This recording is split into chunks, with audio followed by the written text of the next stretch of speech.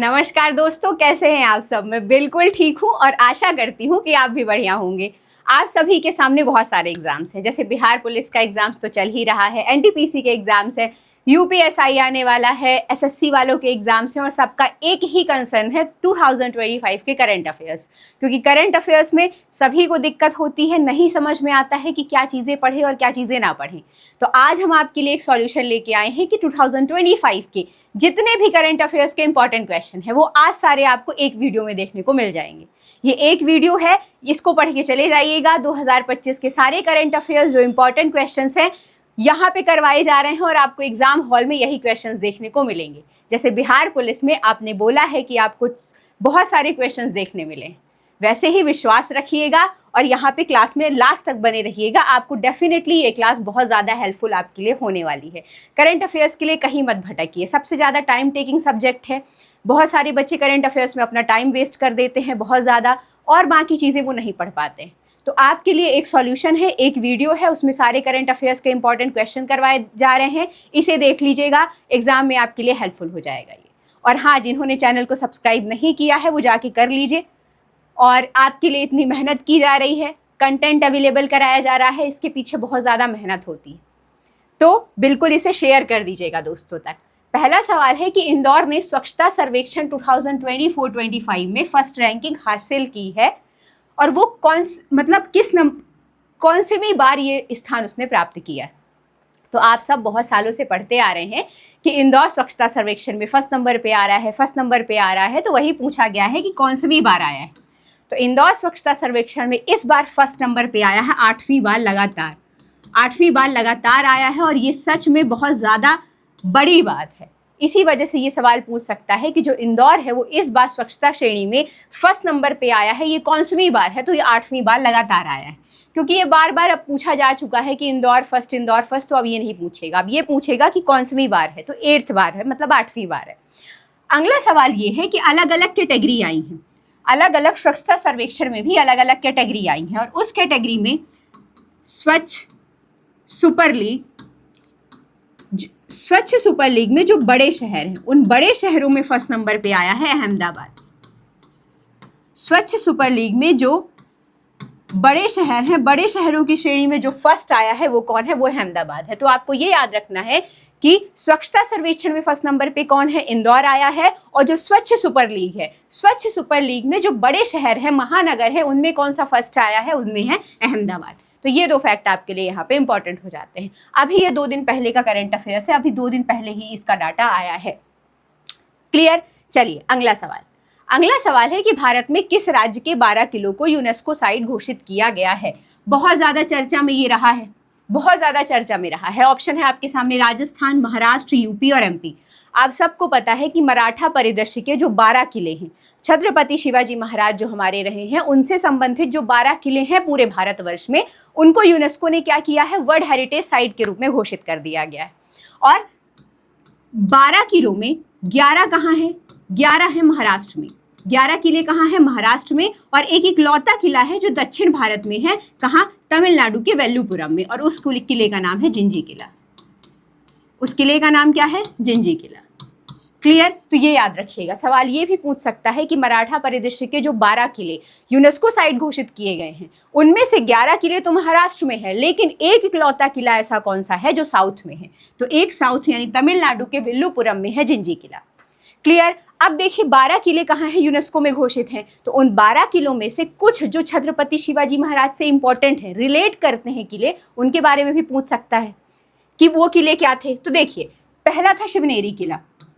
कौन सा था, शिवनेरी किला। शिवनेरी किला क्या दर्शाता है, शिवनेरी किला में हुआ था शिवाजी का जन्म। दूसरा है रायगढ़ का किला।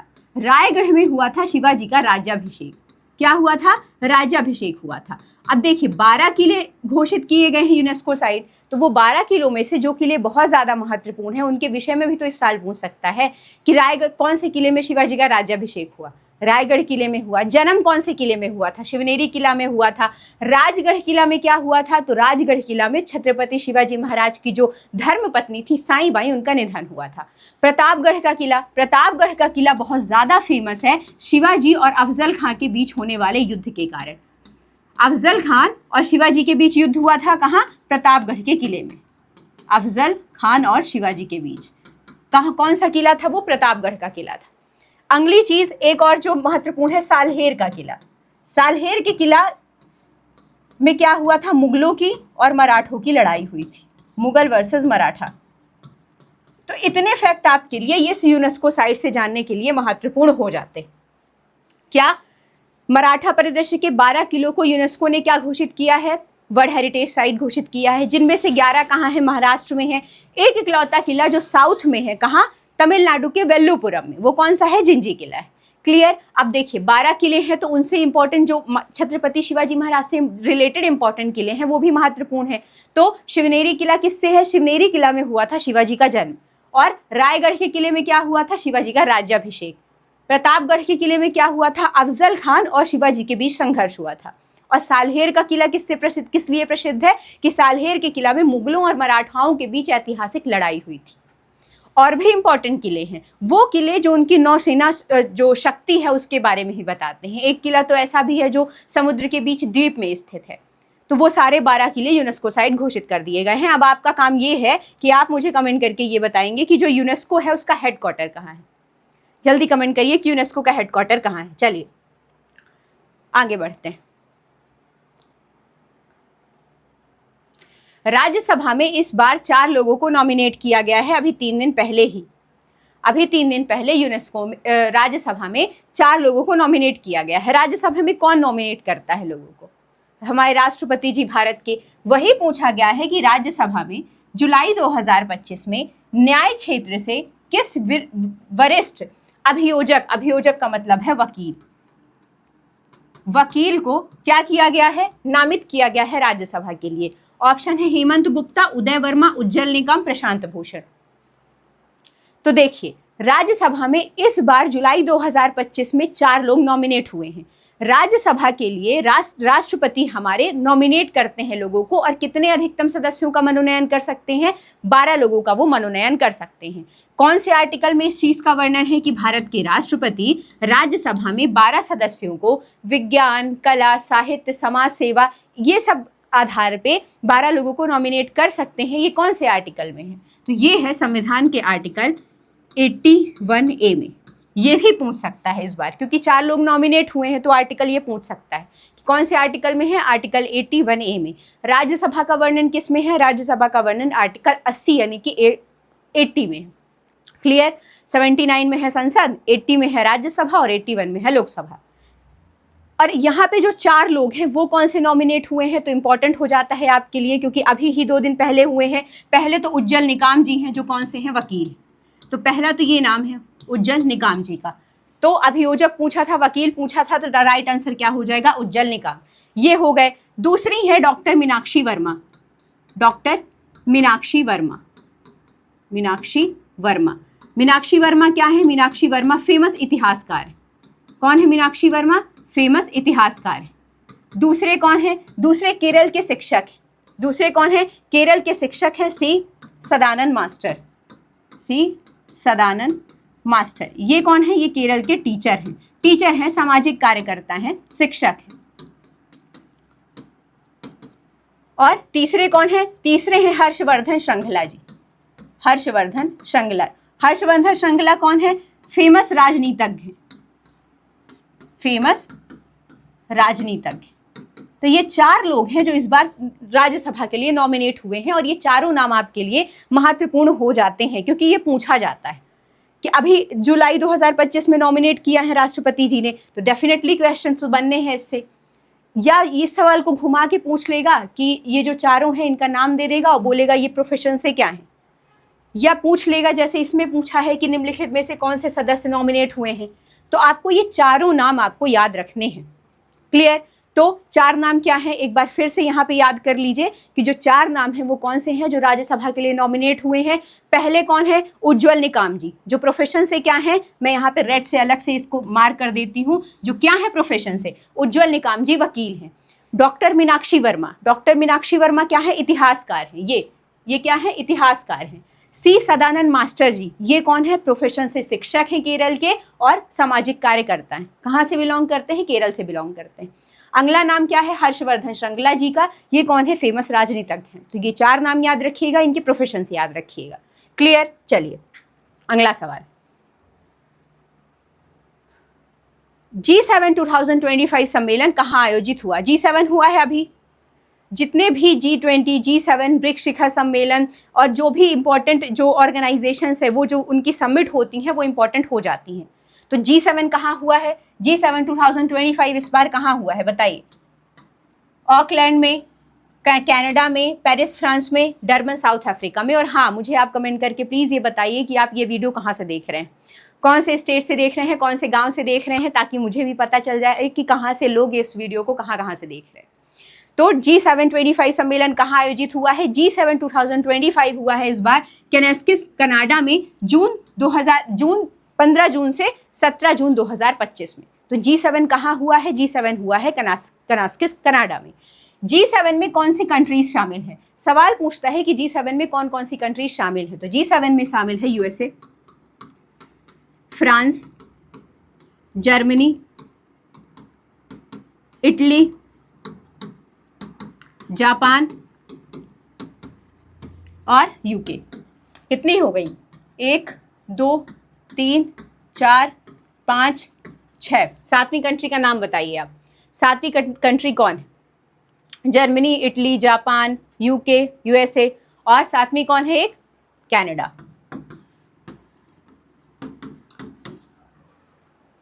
7वीं कंट्री कौन है? 7वीं है कनाडा। तो ये आपको याद रखना है कि G7 2025 इस बार कहाँ हुआ है? केनेस्किस कनाडा में हुआ है। कब हुआ है? तो 15 जून से 17 जून के बीच हुआ है। और G7 कंट्रीज कभी कभी पूछ लेता है कि निम्नलिखित में से कौन सी कंट्री है जो G7 की मेंबर नहीं है।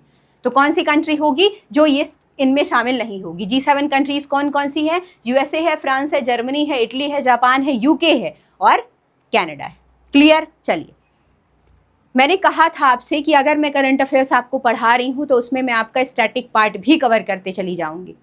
मैं ये सिर्फ बताना मेरा उद्देश्य नहीं है यहाँ पे कि G7 2025 कहाँ हुआ? कनाडा में हुआ। मेरा ये भी बताना आपको फ़र्ज़ बनता है कि G7 में कौन सी कंट्रीज शामिल हैं। ये भी मैं बताऊँगी जो G7 है जो विश्व की जो विकसित अर्थव्यवस्थाएँ हैं उनका एक समूह है। तो ये सारी चीज़ें महत्वपूर्ण आपके लिए हो जाती हैं। आपके लिए इतनी मेहनत की जाती है, इतना कंटेंट अवेलेबल कराया जाता है और आपसे सिर्फ इतनी एक्सेप्टेशन रखी जाती है कि आप इस वीडियो को शेयर कर देंगे अपने दोस्तों तक और कमेंट में ये बताएंगे कि आपको ये वीडियो कैसा लग रहा है। तो ज़रूर बताइएगा। चलिए अगला सवाल देखते हैं। तो कहाँ हुआ है G7 इस बार? G7 हुआ है केनेस्किस कनाडा में। 2025 में गोवा फेनी को GI टैग दिया गया। और गोवा फेनी किस राज्य का पारंपरिक उत्पाद है बताइए? महाराष्ट्र, गोवा, गुजरात, केरल। तो आप सबको पता है कि गोवा फेनी क्या है? गोवा फेनी जो गोवा की क्या है? पारंपरिक शराब। गोवा की क्या है? पारंपरिक शराब। और ये किससे बनाई जाती है? पूछ सकता है कि किस किस फल से बनाई जाती है, क्योंकि GI टैग मिला है तो पूछा जा सकता है कि किस फल से बनाई जाती है। तो ये काजू के फल से बनाई जाती है। इसको 2025 में GI टैग अभी हाल ही में दिया गया है। तो कहाँ की है गोवा फेनी? गोवा की है। और मान लीजिए पूछ लिया कि गोवा फेनी जिसे हाल ही में GI टैग प्रदान किया गया है वो कौन से स्टेट से बिलोंग करती है? तो वो गोवा से बिलोंग करती है। गोवा की पारंपरिक शराब है और काजू के फल से बनाई जाती है। ये फैक्ट आपके लिए महत्वपूर्ण है। चलिए आगे बढ़ते हैं क्योंकि बहुत सारे क्वेश्चंस करने हैं। अभी मैंने बस इतनी सी कोशिश की है कि आपको इस एक वीडियो में मैं सारे 2025 के इंपॉर्टेंट करंट अफेयर्स कवर करवा लूँ। शेम नामक उपन्यास के लेखक कौन है? अभी एक उपन्यास प्रकाशित हुआ जिसकी बहुत ज़्यादा चर्चा रही, शेम। और चर्चा भी क्यों ना हो, क्योंकि वो लिखी किसने है? Salman Rushdie, Rudyard Kipling, Charles Dickens और एरिक सेगल। बताइए, शेम उपन्यास लिखा है सलमान रुश्दी ने। और सलमान रुश्दी की है एक कृति है, आप सबको याद होगा, मिडनाइट चिल्ड्रन। और इसे क्या मिला था? इसे मिल चुका है 1981 में बुकर प्राइज। 1981 में इसे क्या मिल चुका है? Booker prize. इस वजह से सलमान रुश्दी हमेशा चर्चा का विषय रहते हैं। तो सलमान रुश्दी की पूछ सकता है इस साल क्या आई है? शेम। तो पूछ लेगा कि शेम किसका उपन्यास है, तो शेम किसका है, सलमान रुश्दी का। लेकिन शेम से ज़्यादा इंपॉर्टेंट है मिडनाइट चिल्ड्रन। क्यों? क्योंकि इसी कृति के लिए उनको 1981 में क्या मिला था, बुकर प्राइज मिला था। इस वजह से ये और ज़्यादा महत्वपूर्ण हो जाती है। क्लियर? तो याद रखिएगा सलमान रुश्दी की किस बुक को बुकर प्राइज मिला था, तो मिडनाइट चिल्ड्रन को मिला था। और शेम किसका उपन्यास है, तो सलमान रुश्दी का है। क्लियर? चलिए आगे बढ़ते हैं। अगला सवाल, खेलो इंडिया यूथ गेम्स 2025 कहाँ संपन्न हुए? खेलो इंडिया यूथ गेम्स हुए अभी, आप सबको पता है। कहाँ संपन्न हुए? बिहार के 5 शहरों में, दिल्ली एकल मैजिक ग्राउंड में, पुणे महाराष्ट्र में, या 4 शहर उत्तर प्रदेश के 4 शहरों में? बताइए खेलो इंडिया यूथ गेम्स कहाँ हुए? खेलो इंडिया यूथ गेम्स का इस बार आयोजन हुआ है बिहार के 5 शहरों में। और कब से कब तक हुआ है, तो याद रखिएगा 4 मई से लेके 15 मई तक हुआ है। कभी कभी ये पूछ लेता है कब से कब तक हुआ है, 4 मई से लेके 15 मई तक हुआ है 2025 में। बिहार के 5 शहर कौन कौन से हैं जहां हुआ है, तो ये है गया, भागलपुर, बेगूसराय, राजगीर और पटना। ये है जहां पे इस बार खेलो इंडिया यूथ गेम्स का आयोजन हुआ है। और ये आपके लिए जानना बहुत ज्यादा इंपॉर्टेंट हो जाता है कि इस बार बिहार के 5 शहर हैं जहां क्या हुआ है, खेलो इंडिया यूथ गेम्स का आयोजन हुआ है। कब से कब तक हुआ है, 4 मई से लेके 15 मई तक हुआ है। क्लियर? और कहाँ हुआ है, ये बिहार के 5 शहर हैं, गया, भागलपुर, बेगूसराय, राजगीर, पटना। दे सकता है कि खेलो इंडिया यूथ गेम्स 2025 का आयोजन निम्नलिखित में से किस शहर में नहीं हुआ है? फिर क्या करेंगे आप? तो आपको ये 5 नाम याद रखने हैं, जरूरी है। क्लियर? क्योंकि इस बार एग्जामिनर क्या पूछेगा कोई ही नहीं जानता है कि एग्जामिनर का क्या मूड है। 59वां ज्ञानपीठ पुरस्कार दिया गया अभी हाल ही में। 59वां ज्ञानपीठ पुरस्कार दिया गया है जो भारत का सर्वोच्च साहित्यिक सम्मान है। किसे दिया गया? गुलजार को, विनोद कुमार शुक्ला जी को, रामभद्राचार्य जी को, या दामोदर माउजू को? सबको पता है आप सबको कि 59वां जो ज्ञानपीठ पुरस्कार है वो किसे दिया गया है? विनोद कुमार शुक्ला जी को, हिंदी क्षेत्र में, हिंदी साहित्य में उनके अद्वितीय योगदान के लिए। विनोद कुमार शुक्ला जी की कुछ इंपॉर्टेंट कृतियां हैं, जैसे नौकर की कमीज है। चूंकि ज्ञानपीठ मिला है तो कृतियां भी महत्वपूर्ण हो जाती हैं। मान लीजिए पूछ ही लिया कि इनकी निम्नलिखित में से कौन सी कृति विनोद कुमार शुक्ला जी की नहीं है, तो कुछ कृतियां को तो याद रखिए ही। नौकर की कमीज, दीवार में एक खिड़की रहती थी, सब कुछ होना बचा रहता है, सब कुछ होना बचा रहता है, और दीवार में एक खिड़की रहती थी। दीवार में एक खिड़की रहती थी। ये मैं इसलिए बता रही हूं क्योंकि इस साल इन्हें मिला है 59वां ज्ञानपीठ पुरस्कार, विनोद कुमार शुक्ला जी को। और विनोद कुमार शुक्ला जी की जो कृतियां हैं वो भी महत्वपूर्ण इसलिए हो जाती हैं कि सवाल पूछ सकता है कि निम्नलिखित में से कौन सी कृति विनोद कुमार शुक्ला जी की नहीं है। तो ये कुछ उनके इंपॉर्टेंट कृति, जैसे नौकर की कमीज है, सब कुछ होना बचा रहता है, दीवार में एक खिड़की रहती है। ये सब किसकी कृतियां हैं? ये सब हैं विनोद कुमार शुक्ला जी की। तो ये आपको याद रखना है। विनोद कुमार शुक्ला जी कहाँ से बिलोंग करते हैं, किस स्टेट से बिलोंग करते हैं? तो वो छत्तीसगढ़ से बिलोंग करते हैं। कभी सवाल आ जाए कि 59वां ज्ञानपीठ पुरस्कार जिन्हें मिला है वो किस स्टेट से हैं, तो छत्तीसगढ़ से हैं। क्लियर? चलिए, तो याद रखिएगा कि विनोद कुमार शुक्ला जी कहाँ से हैं? छत्तीसगढ़ से। वर्ल्ड हैप्पीनेस रिपोर्ट 2025 में भारत कौन से रैंकिंग पर है? इंडेक्सेस पूछी जाती हैं हर साल। जो नई इंडेक्सेस हैं वो करंट अफेयर्स में पूछी जाती हैं। जिन्हें पूरी इंडेक्सेस पढ़ना है, 2025 की जितनी अपडेटेड इंडेक्सेस हैं उनकी रैंकिंग है, कौन सा फर्स्ट नंबर पे कंट्री है, उसके लिए मैंने अलग से यूट्यूब में एक वीडियो बनाया हुआ है सिर्फ इंडेक्सेस का 2025 की, कि भारत की क्या रैंकिंग है, कौन जारी करता है रिपोर्ट्स, फर्स्ट रैंक पे कौन सी कंट्री है। वो जाके वो वीडियो यूट्यूब पे देख लीजिएगा, आपके लिए इंपॉर्टेंट होने वाला है वो वीडियो। क्लियर? चलिए, वर्ल्ड हैप्पीनेस रिपोर्ट 2025 मैंने क्या बताया था? जिन्होंने वो वीडियो देखा है वो इसे आसानी से सॉल्व कर पाएंगे। मैंने क्या बताया था? वर्ल्ड हैप्पीनेस रिपोर्ट कौन जारी करता है? जब आपसे कोई पूछता है कि ऑल वेल, तो आप क्या बोलते हैं? हाँ भाई, मैं हंसी खुशी हूँ, राजी खुशी हूँ। तो मैंने आपको वहाँ पे एक ट्रिक बताई थी कि जब भी कभी पूछे कि वर्ल्ड हैप्पीनेस रिपोर्ट कौन जारी करता है, तो आपको क्या कहना है? ऑल वेल, हम खुश हैं। तो कौन जारी करता है? Well being research centre.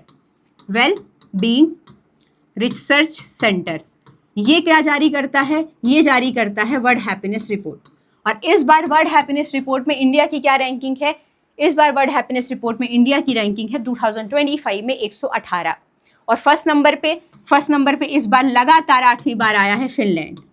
ये बहुत बड़ी बात कि लगातार फिनलैंड टॉप पर बना हुआ है कई सालों से। तो वर्ल्ड हैप्पीनेस रिपोर्ट जारी कौन करता है? Wellbeing research centre. जब कोई पूछे कि कैसे हो भाई, हंसी खुशी होते हैं, वेल ऑल वेल।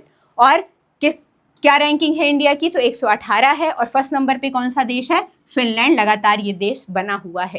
क्लियर? चलिए अगला सवाल देखते हैं। इंडेक्सेस बहुत ज़्यादा इंपॉर्टेंट है, जिन्हें सारी इंडेक्सेस पढ़नी है वो यूट्यूब पे मेरे चैनल पे जाके देख लीजिएगा, इंडेक्सेस का वीडियो है उसमें। भारत का पहला full stack quantum computer QPI AI index कब लॉन्च हुआ? तो पहला सवाल तो ये बन जाता है कि भारत का पहला फुल स्टैक क्वांटम कंप्यूटर कौन सा है? तो भारत का पहला फुल स्टैक क्वांटम कंप्यूटर है QPAI इंडेक्स। तो भारत का पहला फुल स्टैक क्वांटम कंप्यूटर कौन है? QPAI index. ये कब लॉन्च हुआ? इसे लॉन्च किया गया था 14 अप्रैल। 14 अप्रैल ही क्यों? क्योंकि ये होता है विश्व क्वांटम दिवस। विश्व क्वांटम दिवस के दिन इसे लॉन्च किया गया था। तो कभी पूछे कि इसे लॉन्च कब किया गया, तो इसे जो लॉन्च किया गया था 14 अप्रैल को विश्व क्वांटम दिवस के दिन। इसे किसने बनाया है? तो इसे बेंगलुरु का एक स्टार्टअप है।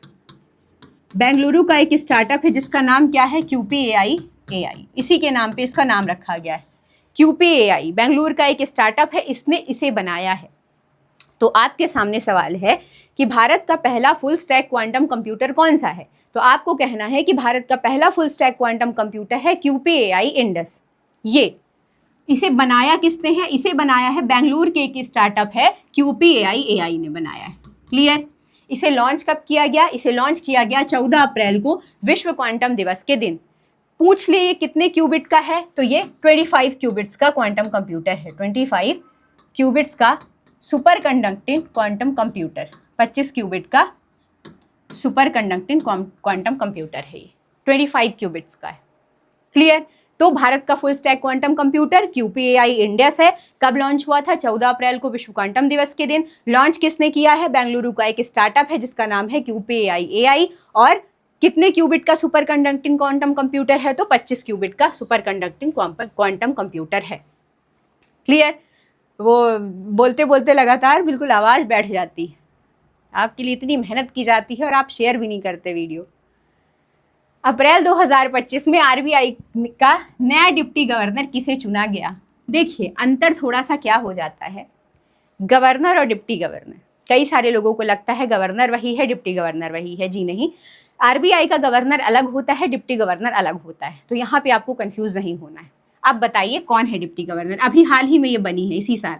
Swaminathan Javed, P Ravishankar, Poonam Gupta, M Rajeshwar Rao. तो इस बार RBI की जो नई डिप्टी गवर्नर बनाई गई है वो बनाई गई है पूनम गुप्ता जी। तो RBI की डिप्टी गवर्नर पूछे तो पूनम गुप्ता जी। और आप मुझे बताइए कि RBI के वर्तमान गवर्नर कौन है? RBI के वर्तमान गवर्नर कौन है? कौन है बताइए, किसी को पता है RBI के वर्तमान गवर्नर कौन है? RBI के वर्तमान गवर्नर है संजय मल्होत्रा जी। कौन है? संजय मल्होत्रा जी। संजय मल्होत्रा संजय मल्होत्रा जी क्या है? RBI के वर्तमान गवर्नर है। तो गवर्नर और डिप्टी गवर्नर में अंतर होता है, ये जान के रखिएगा। RBI के गवर्नर है संजय मल्होत्रा जी और डिप्टी गवर्नर है पूनम गुप्ता जी। RBI का गठन कब हुआ था? RBI का गठन हुआ था 1 अप्रैल 1935 को RBI एक्ट 1934 के अंतर्गत। ठीक है, तो RBI का गठन कब हुआ? 1 अप्रैल 1935 को RBI एक्ट 1934 के अंतर्गत। कौन है deputy governor? Poonam Gupta ji. Governor कौन है? संजय मल्होत्रा। चलिए आगे बढ़ते हैं। भारत ने 2025 में किस ऑपरेशन के अंतर्गत म्यांमार में भूकंप पीड़ितों के लिए राहत कार्य किया? देखिए म्यांमार में अभी भूकंप आया था, बहुत अभी कुछ दिन पहले, बहुत ज़्यादा तबाही हुई। भारत ने म्यांमार की सहायता के लिए एक ऑपरेशन चलाया, उसी ऑपरेशन का नाम पूछा गया है। ऑपरेशन मैत्री, ऑपरेशन राहत, ऑपरेशन ब्रह्मा, ऑपरेशन मर्सी। बताइए कौन सा ऑपरेशन भारत ने चलाया था? मैत्री तो नेपाल के लिए चलाया था ना, जब नेपाल में ऐसे भूकंप आया था। और राहत 2 है ऑपरेशन राहत। एक यमन में चलाया था भारत ने और एक अभी उत्तराखंड में जो बाढ़ जैसी स्थितियां जब निर्मित हुई थी तो उस टाइम चलाया गया था ऑपरेशन राहत। तो म्यांमार के लिए पूछा है कि म्यांमार में भूकंप पीड़ितों के लिए कौन सा ऑपरेशन चलाया था, तो ऑपरेशन ब्रह्मा चलाया था, याद रखिएगा। तो म्यांमार में जो भूकंप आया था तब भारत ने जो सहायता कार्य की थी म्यांमार में, वहां के जो पीड़ित थे उनके लिए जो सहायक कार्य किया था, उस ऑपरेशन का क्या नाम था, ऑपरेशन ब्रह्मा। क्लियर, चलिए आगे बढ़ते हैं। पद्मश्री पाने वाले भारतीय कृषि कार्यकर्ता, पद्मश्री पाने वाले भारतीय कृषि कार्यकर्ता जिन्हें सीडिंग सत्या के नाम से जाना जाता है, उनका असली नाम क्या है? पद्मश्री जो पद्म अवार्ड दिए गए हैं, पद्म भूषण, पद्म विभूषण, पद्मश्री, उनसे रिलेटेड जो क्वेश्चंस हैं वो एग्जाम के लिए बिल्कुल आप मान के चल लीजिए कि कुछ क्वेश्चंस आने तय हैं, और वो क्वेश्चन जो बहुत ज़्यादा चर्चित विषय रहे हैं। और ये जो सीडिंग सत्या है इनका नाम बहुत ज़्यादा चर्चा में रहा है। क्यों? क्योंकि इन्होंने 650 किस्में, धान की जो 650 किस्में हैं उनका संरक्षण किया है, और ये अपने आप में बहुत बड़ी बात है। और ऐसी किस्में जिनके लिए कम पानी की आवश्यकता में भी वो अच्छे से वो उपज हो सकती है उनकी, क्योंकि आप सबको पता है धान के लिए ज़्यादा पानी चाहिए होता है, तो इन्होंने कम पानी वाली किस्में भी खोजी हैं। तो सीडिंग सत्या का असली नाम क्या है? सत्यनारायण बलेरी, फारूक अहमद मीर, गोकुल चंद दास या चेतराम पवार, बताइए। तो सीडिंग सत्या का असली नाम है सत्यनारायण बलेरी। कहाँ के हैं ये? केरल के हैं। और इन्होंने क्या किया है? इन्होंने धान की जो 650 किस्में हैं, धान की 650 किस्मों का संरक्षण किया है। 650 किस्मों का इन्होंने क्या किया है? संरक्षण किया है। इसलिए ये और भी ज़्यादा इंपॉर्टेंट हो जाते हैं। कौन? सत्यनारायण बलेरी। और इन्हें किस नाम से जाना जाता है? इन्हें जाना जाता है सीडिंग सत्या के नाम से। तो ये आप बात याद रखिएगा कि सीडिंग सत्या के नाम से जिन्हें पद्मश्री मिला है कौन जाने जाते हैं? सत्यनारायण बलेरी जी जाने जाते हैं। इन्होंने क्या किया है? चावल की 650 किस्मों का संरक्षण किया है। चलिए अगला सवाल देखते हैं। महाराष्ट्र के किस हस्तकला उत्पाद को 2025 में जीआई टैग प्रदान किया गया? देखिए महाराष्ट्र इतना रिच है इंडस्ट्री से देख लीजिए, कल्चर से देख लीजिए, हर चीज़ से, कि वहाँ की कुछ ना कुछ चीज़ों को हर साल जीआई टैग प्रदान किया जाता है। तो अभी 2025 में जो जीआई टैग प्रदान किया गया है, बताइए किसे मिला है? आप बताइए। सिल्वर क्राफ्ट को, हल्दी को, मिराज सितार को, तानपुरा शिल्प, बताइए लकड़ी के शिल्प किसे मिला है? तो इस बार मिला है, जो जीआई टैग मिला है मिराज सितार और तानपुरा शिल्प को। कहाँ के? सांगली के। ये सांगली से रिलेट करते हैं, महाराष्ट्र के सांगली जिले से। तो मिराज सितार और तानपुरा को इस बार 2025 में जीआई टैग प्रदान किया गया है। तो ये बात आपको याद रखनी है। और ये कहाँ से बिलोंग करते हैं? तो ये महाराष्ट्र के सांगली जिले से बिलोंग करते हैं। महाराष्ट्र की कुछ और चीज़ें जो बहुत ज़्यादा फेमस हैं, अभी आपने देखा होगा कोल्हापुरी चप्पल बहुत ज़्यादा चर्चा में रही, महाराष्ट्र की है। पैठणी साड़ी जो महिलाएं वहाँ की पहनती हैं वो भी बहुत ज़्यादा चर्चा में रही है, उसे भी जीआई टैग प्रदान किया गया है। तो ये सारी चीज़ें इंपॉर्टेंट है। अब चूंकि 2025 में मिला है इसलिए आपकी करंट अफेयर्स का पार्ट हो जाता है। तो किसे मिला है? मिराज सितार को मिला है और तानपुरा शिल्प को मिला है। कहाँ के हैं, कहाँ से रिलेट करते हैं? ये महाराष्ट्र के सांगली जिले से रिलेट करते हैं। तो ये आप याद रखिएगा कि अभी हाल ही में मिराज सितार और तानपुरा शिल्प को जीआई टैग प्रदान किया गया है। क्लियर? चलिए अगला सवाल देखते हैं। वाई भारत मैटर्स बुक के लेखक कौन है? देखिए कोई भी इंपॉर्टेंट बुक हो वो इंपॉर्टेंट हो जाती है जब वो किसी भारत के महान व्यक्ति द्वारा लिखी जाए। तो वाई भारत मैटर्स किसकी बुक है? अभिनव गोस्वामी, एस जयशंकर, विमल भारद्वाज, विजय गोयल। तो वाई भारत मैटर्स बुक है जो हमारे भारत के विदेश मंत्री हैं एस जयशंकर जी। तो वाई भारत मैटर्स इन्होंने लिखी है। इसमें इन्होंने बेसिकली जो भी विदेश के जो परिदृश्य हैं, विदेशी चीज़ जो यहाँ इन्होंने यात्राएं की हैं, लोगों से मिले हैं, वहाँ की राजनीतिक स्थितियों के बारे में इस बुक में इन्होंने वर्णन किया है कि वाई भारत मैटर्स। तो किसकी बुक है ये? एस जयशंकर जी की है, भारत की वर्तमान विदेश मंत्री। क्लियर? तो बुक्स याद रखिएगा क्योंकि पूछ लेता है। जैसे उनकी नरेंद्र मोदी जी ने अभी लिखी थी ना एग्ज़ाम वॉरियर, तो एग्ज़ाम में ने कई सारे एग्ज़ाम में ये पूछा था कि एग्ज़ाम वॉरियर किसकी बुक है? तो एग्ज़ाम वॉरियर किसकी है? हमारे भारत के प्रधानमंत्री नरेंद्र मोदी जी की बुक है। क्लियर? ओके। भारत ने खो खो वर्ल्ड कप 2025 में किस देश को फाइनल में हराया? खो खो वर्ल्ड कप हुआ, पहला खो खो वर्ल्ड कप का आयोजन इस बार हुआ है। और खो खो वर्ल्ड कप का आयोजन इस बार कहाँ हुआ है? इंडिया में हुआ है। इंडिया में कहाँ हुआ है? भारत में। भारत में हुआ है नई दिल्ली में। नई दिल्ली में कहाँ हुआ है? इंदिरा गांधी इंडोर स्टेडियम में। इंदिरा गांधी इंडोर स्टेडियम में। ये पूछ सकता है ये सवाल। Indira Gandhi indoor stadium. तो तो इस बार खो खो वर्ल्ड कप का आयोजन कहाँ हुआ है? इस बार पहला खो खो वर्ल्ड कप का पहला संस्करण, इसका आयोजन कहाँ हुआ है? भारत में हुआ है, नई दिल्ली में हुआ है। और कौन से स्टेडियम में हुआ है? तो इंदिरा गांधी इंडोर स्टेडियम में हुआ है। कभी कभी ये भी पूछ लेता है कब से कब तक हुआ है, तो डेट याद रखिएगा, 13 जनवरी से लेके 19 जनवरी तक हुआ है। 13 जनवरी से लेके 19 जनवरी। और इस बार भारत ने इतिहास क्यों रच दिया? इसलिए भारत ने इतिहास रच दिया कि भारत का जो पुरुष वर्ल्ड कप हुआ है, पुरुषों का जो खो खो वर्ल्ड कप हुआ है और महिलाओं का जो खो खो वर्ल्ड कप हुआ है, दोनों टीमों ने इस बार विजेता पदक हासिल किया है। किसको हराकर? नेपाल को हराकर। दोनों टीमें जीती हैं हमारी, पुरुष वर्ग भी जीता है, पुरुष खो खो वर्ल्ड कप भी जीते हैं हम, और महिला खो खो वर्ल्ड कप भी हम जीते हैं। और दोनों ही टीमों ने किस टीम को हराया है? दोनों ही टीमों ने हराया है नेपाल को। तो ये बात याद रखिएगा कि दोनों ही टीमों ने किसे हराया है? नेपाल को हराया। तो वही पूछा है कि 2025 में किस देश को फाइनल में हराया? तो नेपाल को हराया, नेपाल को। क्लियर? याद रखिएगा। अब देखिए, एक ही जगह कितनी सारी चीज़ें कवर करा दी गई कि खो खो वर्ल्ड कप हुआ कब? 13 जनवरी से 19 जनवरी। कहाँ हुआ? नई दिल्ली में इंदिरा गांधी इंडोर स्टेडियम में हुआ है। किस टीम को हराया है? नेपाल को हराया है। जीता कौन है? भारतीय पुरुष और महिला टीम जीती है। तो एक जगह करंट अफेयर्स पढ़ाने का ये मतलब है कि जितनी चीज़ें हैं आपको कवर करा दी जाए। और जैसे मैंने कहा था ना कि आई बेट कि जो बिहार पुलिस का एग्ज़ाम है उसमें जो हमने क्वेश्चंस कराए हैं उसमें से क्वेश्चंस आने हैं, और आपको खुद देख पा रहे हैं कि प्रत्यक्ष को प्रमाण की आवश्यकता नहीं होती। सब कमेंट कर रहे हैं कि क्वेश्चंस आ रहे हैं।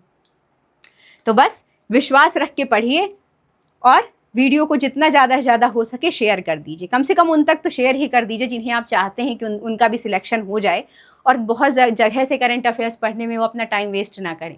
क्योंकि आप सबको पता है कि एक जो एस्पिरेंट होता है वो बहुत ज़्यादा उसके ऊपर कितना बर्डन होता है और बोझ होता है चीज़ों को लेके। फैमिली का प्रेशर होता है, और जैसे जैसे एज बढ़ती है तो कमाने की जो चाह होती है कि हम भी एक नौकरी ले लें, तो वो बहुत सारी चीज़ें होती हैं। और ऐसे में अगर उसका टाइम वेस्ट हो कहीं और कि वो सिर्फ करंट अफेयर्स के लिए 10 जगह से बेचारा परेशान हो रहा है, तो फिर कोई मतलब नहीं होता। एक ऐसा ही प्लेटफॉर्म देना हमारा सिर्फ मतलब है जहाँ पे एक जगह आपको सारी चीज़ें दे दी जाएं तो आपका भी समय बचे, आपकी ऊर्जा बचे, और वही ऊर्जा आप दूसरे कामों में लगा पाएँ ताकि आप जल्दी से जल्दी सिलेक्ट हो सकें। और आपने इतना प्यार दिया है, इंस्टाग्राम पे इतना प्यार दिया है, यूट्यूब में इतना प्यार दिया है, तो हमारी भी रिस्पॉन्सिबिलिटी आपके लिए कुछ हो जाती। अगला सवाल है कि भारत सरकार ने 2025 के केंद्रीय बजट में आयकर में छूट की सीमा कितनी बढ़ा दी है? देखिए, 2024 का जो बजट आया था 24 वाला, उसमें आयकर में कितनी छूट दी गई थी? 8 लाख की दी गई थी। इस बार जो 2025 का बजट आया है उसमें जो आयकर सीमा है वो बढ़ा दी गई है, आयकर छूट की सीमा बढ़ा दी गई है। और कितनी कर दी गई है? 12.75 लाख। तो जो पहले 2025 में ये था कि अगर 8 लाख तक की आपकी इनकम है तो आपको इनकम टैक्स नहीं देना होगा, अब वो कितनी हो गई है? 12.75 लाख हो गई। तो कितनी छूट हो गई है सीमा में? 12.75 लाख हो गई। तो ये बात आपको याद रखना है। क्लियर? ओके। चलिए, एक चीज़ बताइए कि जो बजट 2025-26 हुआ है उसमें एक बोर्ड बनाया गया है। जो हमारी वित्त मंत्री हैं निर्मला सीतारमण जी ने, उन्होंने एक बोर्ड बनाया है। वो कौन सा बोर्ड है? बिल्कुल सही बात है, मखाना बोर्ड। तो कभी कभी ये सवाल पूछ लेता है कि मखाना बोर्ड का जो गठन है वो किस बजट के अंतर्गत किया गया है? तो वो कौन से बजट में किया गया है? 2025-26 के बजट में किया गया है। तो ये बात भी आप याद रखिएगा। चलिए अगला सवाल देखते हैं। हाल ही में किस भारतीय शहर में वेब्स 2025 शिखर सम्मेलन की मेजबानी की घोषणा की गई? बेसिकली वेब्स 2025 इस बार आयोजित हुआ है इंडिया में। वेब्स क्या है? जो भारत की जो एंटरटेनमेंट इंडस्ट्री है, मनोरंजन का जो जगत है, जैसे बॉलीवुड है, ये सारी चीज़ें हैं, तो उनको क्या, इनको वर्ल्ड लेवल पे ले जाके मतलब वर्ल्ड लेवल पे ले जाके इनकी मार्केटिंग करना। उससे क्या होगा? बहुत सारी जो कंपनीज़ हैं, जो एंटरटेनमेंट कंपनीज़ हैं, एंटरटेनमेंट इंडस्ट्रीज़ हैं, वो भारत आएंगी, भारत में इन्वेस्ट करेंगी, तो भारत का FDI बूस्ट करेगा, और FDI बूस्ट करेगा तो इंडियन इकोनॉमी भी बूस्ट करेगी। तो बेसिकली यही कारण है वेब्स 2025 आयोजित करने का। ये पहला संस्करण हुआ था, कहाँ हुआ है? मुंबई में हुआ है इस साल। तो वही पूछा है कि कहाँ हुआ है वेब्स 2025? तो वेब्स हुआ है मुंबई में। क्यों हुआ है? जो इंडिया की एंटरटेनमेंट इंडस्ट्री है इसको वर्ल्ड लेवल तक ले जाके बूस्टअप करने के लिए, ताकि उसका जो असर है वो इंडियन इंडस्ट्री पे भी पड़े, इंडियन इकोनॉमी पे भी पड़े। और वेब्स कहाँ हुआ है? वेब्स 4 दिन का आयोजन था। ये हुआ है जियो वर्ल्ड कन्वेंशन सेंटर पे। जियो कभी कभी पूछ लेता है कि वर्ड्स का कहाँ हुआ, तो जियो वर्ल्ड कन्वेंशन सेंटर। कितने दिन का आयोजन था? 4 दिन का आयोजन था, जिसमें बॉलीवुड हस्तियां, बहुत सारे लोग शामिल हुए हैं। तो वेव्स 2025 हुआ कहाँ? मुंबई में हुआ और जियो वर्ल्ड कन्वेंशन सेंटर में हुआ है। 4 दिन का था ये, तो ये बात आपको याद रखनी है, आपके लिए बहुत ज़्यादा इंपॉर्टेंट है। इसका उद्घाटन किसने किया था? तो इसका उद्घाटन हमारे भारत के प्रधानमंत्री नरेंद्र मोदी जी ने किया था। क्लियर? चलिए आगे बढ़ते हैं। 2023 में पारित महिला आरक्षण बिल संविधान का कौन सा संशोधन है? महिला आरक्षण बिल पारित हुआ था ना, बहुत ज़्यादा चर्चा में रहा था, जिसमें क्या प्रावधान किया गया था? इसमें प्रावधान किया गया था कि लोकसभा, राज्य की जो विधानसभाएं हैं और दिल्ली की विधानसभा है, वहां महिलाओं को कितने प्रतिशत आरक्षण दिया जाए? महिलाओं को कितने प्रतिशत आरक्षण देने की बात की गई थी? जल्दी बताइए। बिल्कुल सही, 1/3 आरक्षण देने की बात की गई थी। तो वो कौन सा संविधान संशोधन था? 105वां, 106, 107, 108, बताइए। तो वो था 106वां संविधान संशोधन, जिसमें क्या बात की गई थी? लोकसभा, विधानसभाओं, राज्य की जो विधानसभाएं हैं, दिल्ली की विधानसभा है, वहां पे महिलाओं को 1/3 आरक्षण देने की बात की गई थी। 101वां संविधान संशोधन किससे रिलेट करता है? जीएसटी से। 102 ओबीसी को संवैधानिक आयोग का दर्जा देता है। 103 ईडब्ल्यूएस को 10% आरक्षण देता है। 104 एसटी एससी के लिए जो लोकसभा में आरक्षण है उसको 10 साल के लिए बढ़ाता है, और जो एंग्लो इंडियंस को लोकसभा में आरक्षित सीटें थी उनकी समाप्ति की बात भी करता है। कौन सा? 104वां संविधान संशोधन। क्लियर? और 106वां किससे संबंधित है? महिला आरक्षण बिल से। मैंने यहाँ पे इसलिए रिवाइज करवाया है क्योंकि पूछ लेता है और आपको कंफ्यूजन होता है कई बार। चलिए आगे बढ़ते हैं। अगला सवाल, आईसीसी चैंपियंस ट्रॉफी 2025 का विजेता कौन रहा? बताइए। आईसीसी चैंपियंस ट्रॉफी हुई, बहुत ज़्यादा चर्चा में थी, क्योंकि इस बार मेजबानी कर रहा था हमारा बहुत प्रिय देश पाकिस्तान। तो भारत ने कहा हम पाकिस्तान नहीं जाएंगे, तो उसका आयोजन कहाँ हुआ? यूएई में हुआ। चैंपियंस ट्रॉफी 2025 जो खेली गई, फाइनल मैच खेला गया 9 मार्च 2025 को। कहाँ खेला गया? ये यूएई में खेला गया। इसमें क्या हुआ रिजल्ट? भारत ने न्यूजीलैंड को हरा दिया। भारत जीत गया, और कौन सी टीम हारी थी? न्यूजीलैंड। बहुत ज़्यादा इससे सवाल इस बेसिस पे पूछे जाते हैं कि कौन सी टीम जीती, कौन सी टीम हारी। पहली बात तो ये सवाल आता है। फाइनल कब खेला गया? डेट याद रखिएगा, 9 मार्च 2025। फाइनल कहाँ खेला गया? यूएई में खेला गया। ये सवाल आता तो आता है। दूसरी चीज़, एक भारत ने यहाँ पे इतिहास बनाया है कि भारत ने 3 बार चैंपियंस ट्रॉफी जीती है। ईयर पूछ लेता है कि कौन कौन से साल जीती थी, तो याद रखिएगा भारत ने 2002, 2013 और 2025, ये 3 बार भारत ने चैंपियंस ट्रॉफी जीती।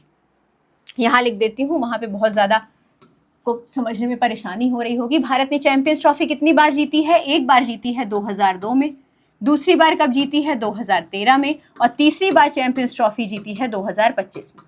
तो ये आपके लिए महत्वपूर्ण हो जाता है, ये सारा डाटा चैंपियंस ट्रॉफी से रिलेटेड। क्लियर? तो फाइनल मैच कहाँ खेला गया? यूएई में खेला गया। कब खेला गया? 9 मार्च को खेला गया। किस टीम को हराया? न्यूजीलैंड को हराया। और कब कब जीता है भारत ने? तो 2002, 2013 और 2025 को।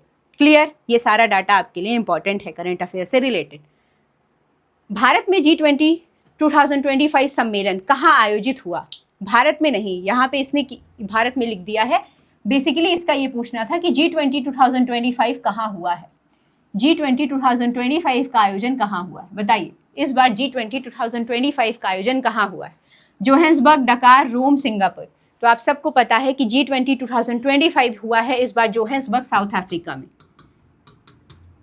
G20 क्या है? G20 बेसिकली जो भारत, जो विश्व की विकसित और विकासशील जो अर्थव्यवस्थाएं हैं उनको एक प्लेटफॉर्म पे लाके उनके बीच जो भी आपसी सहचर्य है या विकास के लिए जो भी नीतियां निर्धारित करना है, जो भी चर्चाएं करनी है, उनको एक प्लेटफॉर्म देना होता है, इसका मकसद। दूसरी चीज़ क्या है कि आप सबको पता है कि 1998 में एशिया में आर्थिक मंदी जैसे आसार थे, तो उसी आर्थिक मंदी से निपटने के लिए 1999 में G20 का गठन किया गया।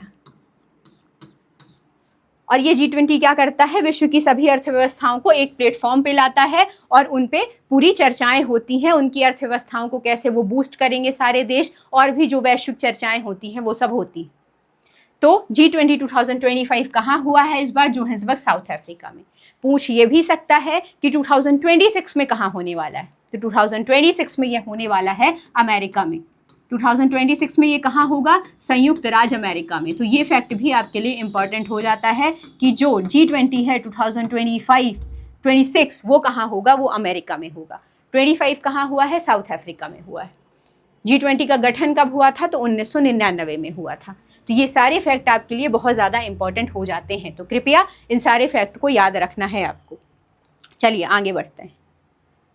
2025 के राष्ट्रीय खेलों का उद्घाटन किस शहर में हुआ है? नेशनल गेम्स के बारे में पूछा गया है। नेशनल गेम्स इस बार कौन से नंबर के हुए? 38 नंबर के हुए। और कहाँ हुए हैं? कहाँ हुए? देहरादून में हुए। तो यही पूछा है कि जो राष्ट्रीय खेल है, नेशनल गेम्स है, उनका उद्घाटन कहाँ हुआ? देहरादून, दिल्ली, मुंबई, भोपाल। तो बताइए, मैंने तो बता ही दिया कि नेशनल गेम्स कहाँ हुए हैं। तो नेशनल गेम्स हुए हैं देहरादून में। 38 नंबर की थी। शुभंकर क्या था? शुभंकर भी कभी मस्कट कभी कभी पूछ लेता है ना, शुभंकर क्या था नेशनल गेम्स का? तो नेशनल गेम्स का शुभंकर का क्या था? मौली। मौली क्या है? उत्तराखंड का एक बेसिकली पक्षी है, उसके मतलब उसी से रिलेटेड इस बार शुभंकर रखा गया है, जिसका नाम क्या रखा गया है? मौली। तो उत्तराखंड का राज्य पक्षी है मोनाल, ये उससे प्रेरित। क्लियर? तो मौली क्या है? उत्तराखंड का राजकीय पक्षी है मोनाल, उससे ही प्रेरित होके ये शुभंकर रखा गया है मौली। और किस क्रम के नेशनल गेम्स थे? तो 38 नंबर के थे, ये याद रखिएगा। कहाँ हुए हैं? देहरादून में हुए हैं। चलिए अगला सवाल देखते हैं। ये सारे सवाल इतने ज़्यादा महत्वपूर्ण हैं आपके एग्जाम के लिए और ज़्यादा से ज़्यादा क्वेश्चंस करने हैं, इसीलिए जल्दी जल्दी करवाया जा रहा है। गुरु शिष्य परंपरा योजना का मुख्य उद्देश्य क्या है? गुरु शिष्य परंपरा योजना क्या होती है? आप सबको पता है पहले के ज़माने में क्या होता था। एक आश्रम परंपरा होती थी, वहाँ सारे शिष्य जाते थे और गुरु उन्हें पढ़ाते थे। धीरे धीरे वो परंपरा खत्म होती जा रही है, लेकिन कुछ क्षेत्रों में अभी भी वो परंपरा है। जैसे क्लासिकल डांसेस वगैरह में देखिए, अभी भी घराने चलते हैं, अभी भी वो गुरु शिष्य परंपरा विद्यमान है। जैसे नृत्य है, संगीत है, यहाँ पे भी अभी गुरु शिष्य परंपरा है। लेकिन जैसे जैसे स्थितियाँ आगे बढ़ रही हैं, महंगाई बढ़ रही है, तो ये जो घराने हैं, ये जो कला है, ये सब धीरे धीरे नष्ट होती जा रही है, क्योंकि जो इनको सिखाने वाले हैं, इनको पर्याप्त पैसा तो मिल नहीं रहा है। तो ये क्या करते हैं? अपनी जीविकोपार्जन के लिए, अर्निंग के लिए कुछ और काम करने लग जाते हैं। तो जिससे जो गुरु रहते थे, जो सिखाते थे, जिनमें कला होती थी, जिनमें आर्ट होती थी, तो वो क्या करते थे? उस आर्ट को अपने अंदर ही खत्म करके अर्निंग के लिए कुछ और काम करने लग जाते थे, और जिससे कला खत्म हो जाती थी। तो अब क्या किया गया है? गुरु शिष्य परंपरा के अंतर्गत जो गुरु हैं उनको क्या प्रोवाइड करवाया जाएगा? उनको प्रोवाइड करवाई जाएगी फंडिंग। उनको फंडिंग दी जाएगी कि आप जो कला है उसको संरक्षित करिए और उसे आप ट्रांसफ़र करिए नेक्स्ट जनरेशन को, ताकि जो नृत्य है, संगीत है, कला है, ये सब खत्म ना होने पाए। तो गुरु शिष्य परंपरा किससे संबंधित है? तो गुरु शिष्य परंपरा है पारंपरिक लोक कला को संरक्षित करने के लिए। कि जो मान लीजिए गुरु हैं जो सिखा रहे हैं, वो बेचारे कुछ और काम करने लग जाएंगे, तो कला तो अगली जनरेशन को ट्रांसफ़र ही नहीं होगी, और धीरे धीरे जब जनरेशन को ट्रांसफ़र नहीं होगी तो वो एक टाइम पे आके ख़त्म हो जाएगी। तो इसी वजह से जैसे डांस है, डांस के फॉर्म्स हैं, संगीत है, आर्ट है, उन सभी को संरक्षित करने के लिए गुरु शिष्य परंपरा का जो कॉन्सेप्ट है वो लाया गया है कि आप फंडिंग दी जाएगी उनको, कि आपको हम पैसे दे रहे हैं, आप इस चीज़ को कंटिन्यू करिए, आप शिक्षा देना कंटिन्यू करिए। क्लियर? चलिए अगला सवाल देखते हैं। हाल ही में किस राज्य में जशप्योर ब्रांड को वैश्विक स्तर पर स्थापित करने के लिए ट्रेडमार्क दिया गया? देखिए, ये जशप्योर ब्रांड बहुत ज़्यादा चर्चा में रहा है 2025 में। क्यों रहा है? बेसिकली छत्तीसगढ़ की जशपुर, छत्तीसगढ़ में क्या है? जशपुर। और जशपुर की क्या है? आदिवासी महिलाएं, और उन्होंने ला दी है क्रांति। जशपुर की आदिवासी महिलाओं ने क्या क्रांति ला दी है? आदिवासियों का जीवन बेसिकली जो निर्भर होता है वो वन के उत्पादों पर ही निर्भर हो रहा होता है, क्योंकि वो जंगलों में ही रहते हैं आदिवासी। तो इन आदिवासी महिलाओं ने क्या किया? जंगल के जो उत्पाद थे, उनको एक प्रोडक्ट थे, उनको क्या है? एकत्रित किया, उनसे मेडिसिन बना दी, उनसे कोई नए प्रोडक्ट बना दिए, उनसे खाने की चीज़ें कुछ ऐसे बना दी, और उन्हीं ये जो आदिवासी महिलाएं जो प्रोडक्ट बनाती हैं जंगल का जो उपयोग करके, जंगल की चीज़ों का उपयोग करके, उसी की ब्रांडिंग करने के लिए उसको क्या नाम दे दिया गया? जशप्योर ब्रांड। मान लीजिए आदिवासी महिलाओं ने आम तोड़े, उस आम को तोड़ के उन्होंने क्या बना दिया? अचार। तो ये जशपुर की जो आदिवासी महिलाएं, इन्होंने जो अचार बनाया है, वो अचार किस नाम से जाना जाएगा? जशप्योर ब्रांड के नाम से जाना जाएगा। उसकी ब्रांडिंग कर दी गई उस अचार की। जैसे टाटा का नमक आता है, तो टाटा क्या है? ब्रांड है। इसी तरीके से अचार अगर इन्होंने बनाया है तो उस अचार का ब्रांड क्या हो जाएगा? जशपुर ब्रांड। तो इस वजह से जो छत्तीसगढ़ के जशपुर की जो आदिवासी महिलाएं हैं उन्होंने जो भी प्रोडक्ट का यूज़ करके, वन के प्रोडक्ट का यूज़ करके जो भी चीज़ें बनाई हैं, अब उनको क्या ब्रांडिंग का नाम दे दिया गया है? जशपुर ब्रांड। और ये कहाँ, वही पूछा गया है कि कहाँ पर है ये, किस राज्य में है? तो ये छत्तीसगढ़ में है। छत्तीसगढ़ की जो जशपुर है, जशपुर की आदिवासी महिलाएं। तो याद रखिएगा जो जशपुर ब्रांड है वो किससे रिलेट करता है? छत्तीसगढ़ की, और छत्तीसगढ़ की जशपुर की आदिवासी महिलाओं से। क्लियर? बहुत ज़्यादा चर्चा में रहा था ये। हाल ही में संयुक्त सैन्याभ्यास हुआ है। भारत और किस देश ने संयुक्त सैन्याभ्यास सी ड्रैगन 2025 किया है? UK, Russia, north Korea, Australia. तो देखिए जो सी ड्रैगन होता है वो बेसिकली बहुपक्षीय सैन्याभ्यास है। ये किसी दो देशों के बीच नहीं होता है, ये बहुपक्षीय सैन्याभ्यास है जो किसके किसके बीच होता है? यूएसए है, जापान है, ऑस्ट्रेलिया है, साउथ कोरिया है, ये इनके बीच होता है। तो ये किसी दो देशों के बीच होने वाला सैन्याभ्यास तो है नहीं, ये बहुत सारे देशों के बीच होता है। तो किनके बीच? ऑस्ट्रेलिया है, यूएसए है, जापान है, दक्षिण कोरिया है, और इसमें अपना भारत भी शामिल है। भारत। तो अब देख लीजिए आप कि कौन सा देश के साथ नहीं हो रहा है सी ड्रैगन। पूछा क्या गया है? किस देश के साथ होता है? तो क्या यूके के साथ होता है? देखिए नहीं होता है। रशिया के साथ होता है क्या? नहीं होता है। North Korea? बिल्कुल नहीं, साउथ कोरिया दिया हुआ है। ऑस्ट्रेलिया? जी बिल्कुल सही, ऑस्ट्रेलिया दिया हुआ है, तो ऑस्ट्रेलिया के साथ होता है। तो सी ड्रैगन कैसा है? बहुपक्षीय, याद रखिएगा, जिसमें भारत के साथ जापान है, ऑस्ट्रेलिया है, यूएसए भी पार्टिसिपेट करते हैं। 2025 में भारत सरकार ने किस मंत्रालय के तहत कंप्यूट पोर्टल और एआई कोश प्लेटफॉर्म जारी किया है? एआई कोश बेसिकली क्या है? एक मल्टीमीडिया प्लेटफॉर्म है जो बहुत सारे जो डाटा है उसको एक ही प्लेटफॉर्म पे ये अवेलेबल करा देगा। जो व्यक्तिगत डाटा नहीं, किसी की पर्सनल डाटा नहीं, लेकिन जो गैर व्यक्तिगत डाटा हैं उनको सभी को कहाँ पे? एक ही प्लेटफॉर्म पे ये सारे डाटा को एक प्लेटफॉर्म पे एआई कोश हमें उपलब्ध करवाएगा, एक प्लेटफॉर्म पे ये उपलब्ध करवाएगा। और इसे लॉन्च किसने किया है? वही पूछा है कि इसे लॉन्च किस मंत्रालय द्वारा किया गया? गृह मंत्रालय, संचार मंत्रालय, इलेक्ट्रॉनिक्स और सूचना प्रौद्योगिकी मंत्रालय और वित्त मंत्रालय। बताइए किस मंत्रालय ने एआई कोश और कंप्यूट पोर्टल को लॉन्च किया है? बताइए। और है क्या ये? बिल्कुल ऑल इन वन डेटा संग्रह प्लेटफॉर्म। एक ही जगह सारी जो चीजें हैं, डाटा है, वो आपको मिल जाएगा। All in one data set platform है ये, डेटा सेट प्लेटफॉर्म। क्लियर? तो एआई कोश क्या है? एक ही जगह आपको सारे जो डाटा हैं, जो उपयोगी आपके लिए डाटा हैं, वो आपको सब मिल जाएंगे। All in one data set platform है। इसे लॉन्च किया है इलेक्ट्रॉनिक्स और सूचना मंत्रालय, सूचना प्रौद्योगिकी मंत्रालय द्वारा। और कमेंट करके बताइए कि इलेक्ट्रॉनिक और सूचना प्रौद्योगिकी मंत्री वर्तमान में भारत के कौन हैं? चलिए कमेंट करिए, बताइए। तो किस मंत्रालय के तहत कंप्यूट पोर्टल और एआई कोश लॉन्च किया गया? नाम से ही समझ में आ रहा है, एआई कोश। कोश का मतलब क्या होता है? संग्रह। तो किसका संग्रह? कुछ उपयोगी जो डाटा है उनका संग्रह। एक ही प्लेटफॉर्म पे हमको सारा डेटा मिल जाएगा। और क्यों, कौन लॉन्च करेगा? इलेक्ट्रॉनिक्स और सूचना प्रौद्योगिकी मंत्रालय लॉन्च करेगा। कौन है मंत्री इलेक्ट्रॉनिक्स सूचना प्रौद्योगिकी मंत्रालय के? बड़ा अच्छा सा नाम है उनका, बताइए। नीति आयोग के वर्तमान सीईओ, अभी इनकी नियुक्ति हुई है कुछ महीनों पहले, बताइए। अमिताभ कांत, परमेश्वरन अय्यर, वीवीआर सुब्रमण्यम, सुमन बेरी। जल्दी बताइए, अभी ही इनकी नियुक्ति हुई। नीति आयोग के वर्तमान सीईओ बना दिए गए हैं वीवीआर सुब्रमण्यम जी। तो वीवीआर सुब्रमण्यम जी कौन बना दिए गए हैं? सीईओ। नीति आयोग के वर्तमान उपाध्यक्ष कौन है? पता है क्या किसी को नीति आयोग के वर्तमान उपाध्यक्ष? सुमन बेरी जी। नीति आयोग के अध्यक्ष कौन होते हैं? भारत के प्रधानमंत्री। नीति आयोग का गठन कब हुआ था? नीति आयोग का गठन हुआ था 1 जनवरी 2015 को, योजना आयोग के स्थान पे हुआ था। नीति आयोग के उपाध्यक्ष की नियुक्ति कौन करता है? भारत के प्रधानमंत्री करते हैं। इतने फैक्ट आपके लिए नीति आयोग से इंपॉर्टेंट हैं। क्लियर? तो कौन बना दिए गए हैं सीईओ अभी हाल ही में? वीवीआर सुब्रमण्यम जी, याद रखिएगा। ग्लोबल इनोवेशन इंडेक्स 2025, मैं अगेन रिपीट कर रही हूँ, जिसे सारे इंडेक्सेस पढ़ने हैं वो यूट्यूब पे जाके मेरी इंडेक्सेस वाली वीडियो देख ले, उसमें सारे इंडेक्सेस आपको पढ़ाए गए हैं 2025 के। ग्लोबल इनोवेशन इंडेक्स 2024 में भारत की रैंकिंग क्या है? 39, 40, 43, 35। तो ग्लोबल इनोवेशन इंडेक्स जारी कौन करता है? ग्लोबल इनोवेशन इंडेक्स जारी किया जाता है विपो द्वारा। वर्ल्ड इंटेलेक्चुअल प्रॉपर्टी ऑर्गेनाइजेशन इसके द्वारा जारी किया जाता है।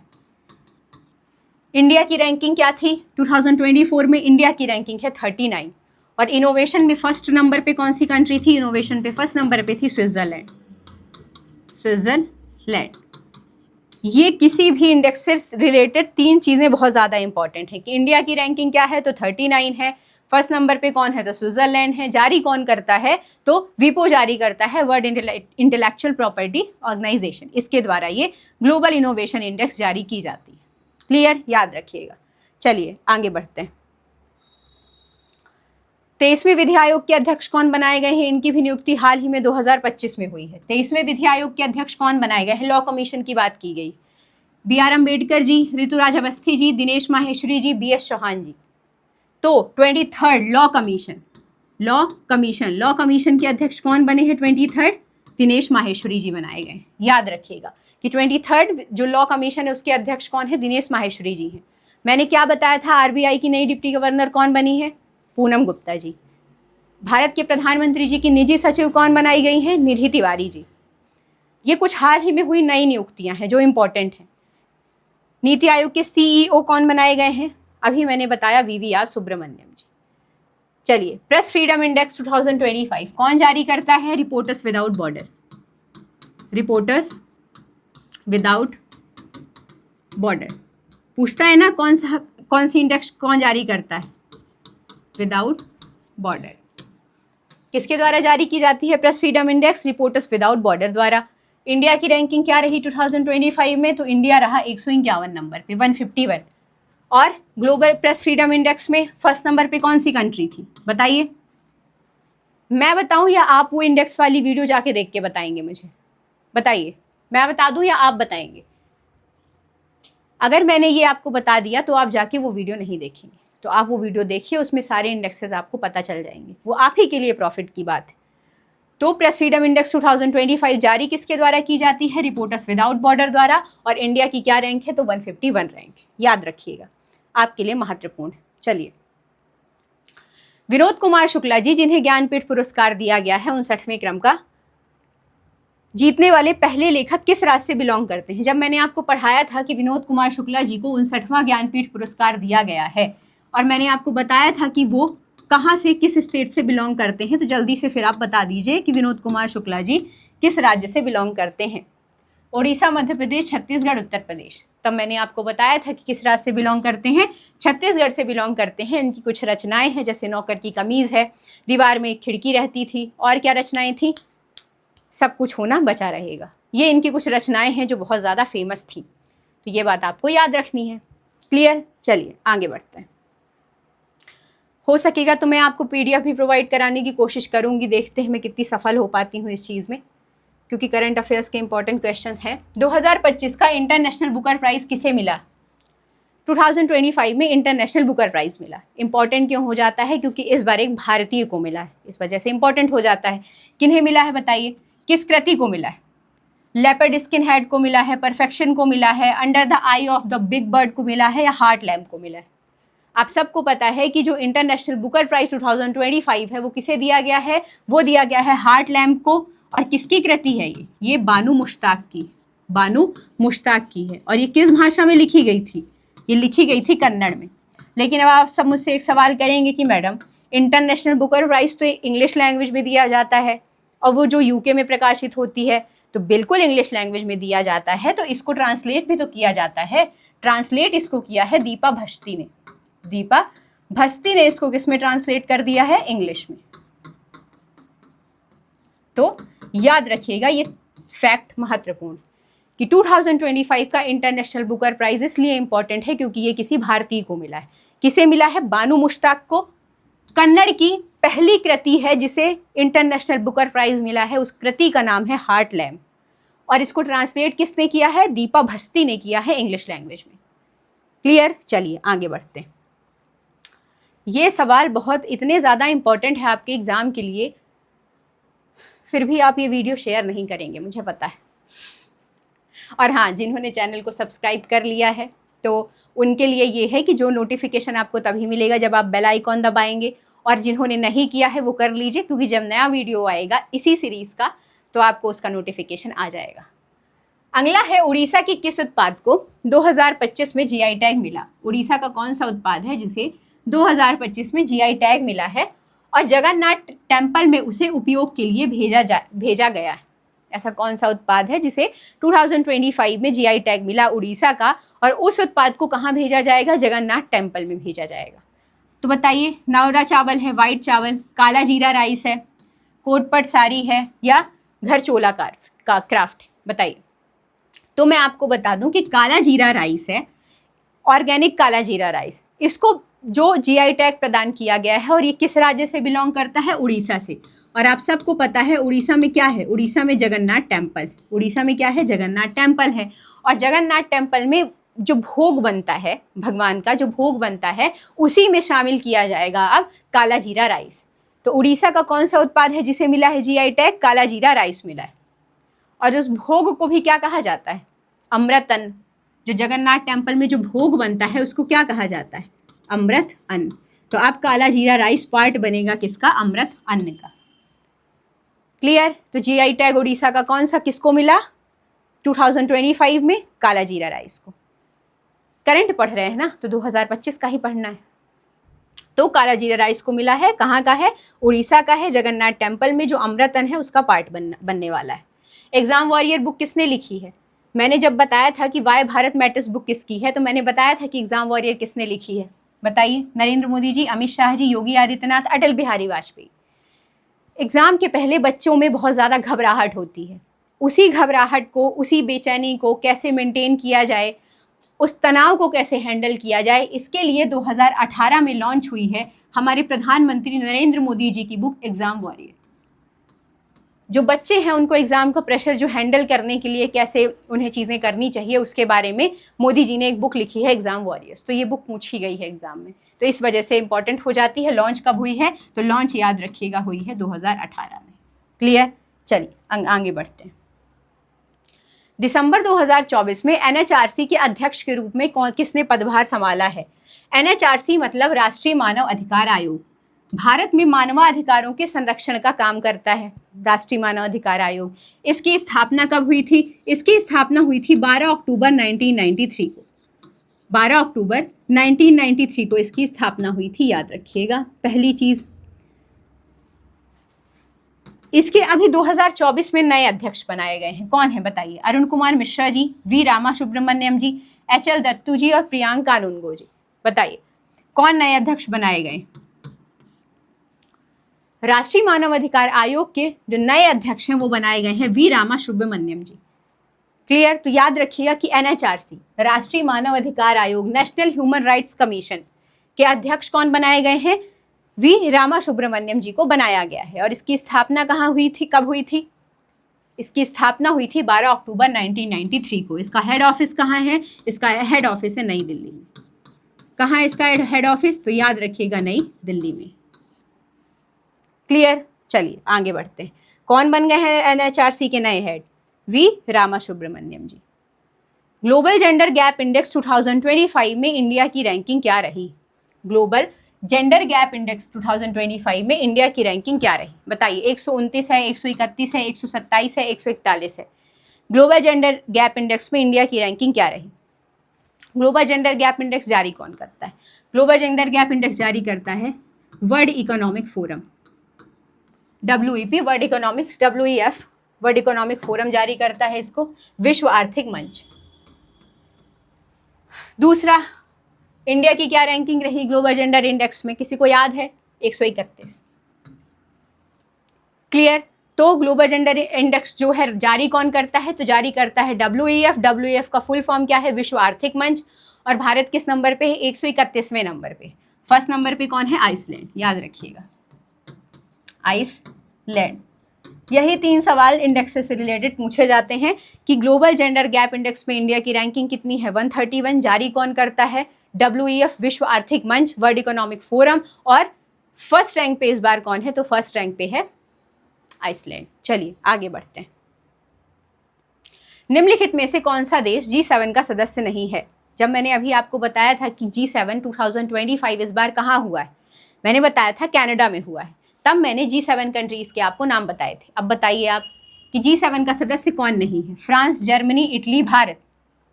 मैंने G7 कंट्रीज़ कौन सी बताई थी आपको, बताइए। मैंने G7 कंट्रीज़ के आपको नाम बताए थे कि ये G7 कंट्रीज़ हैं,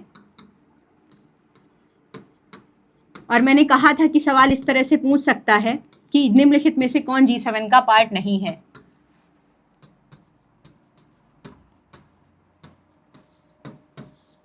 बताइए, बताया था या नहीं बताया था?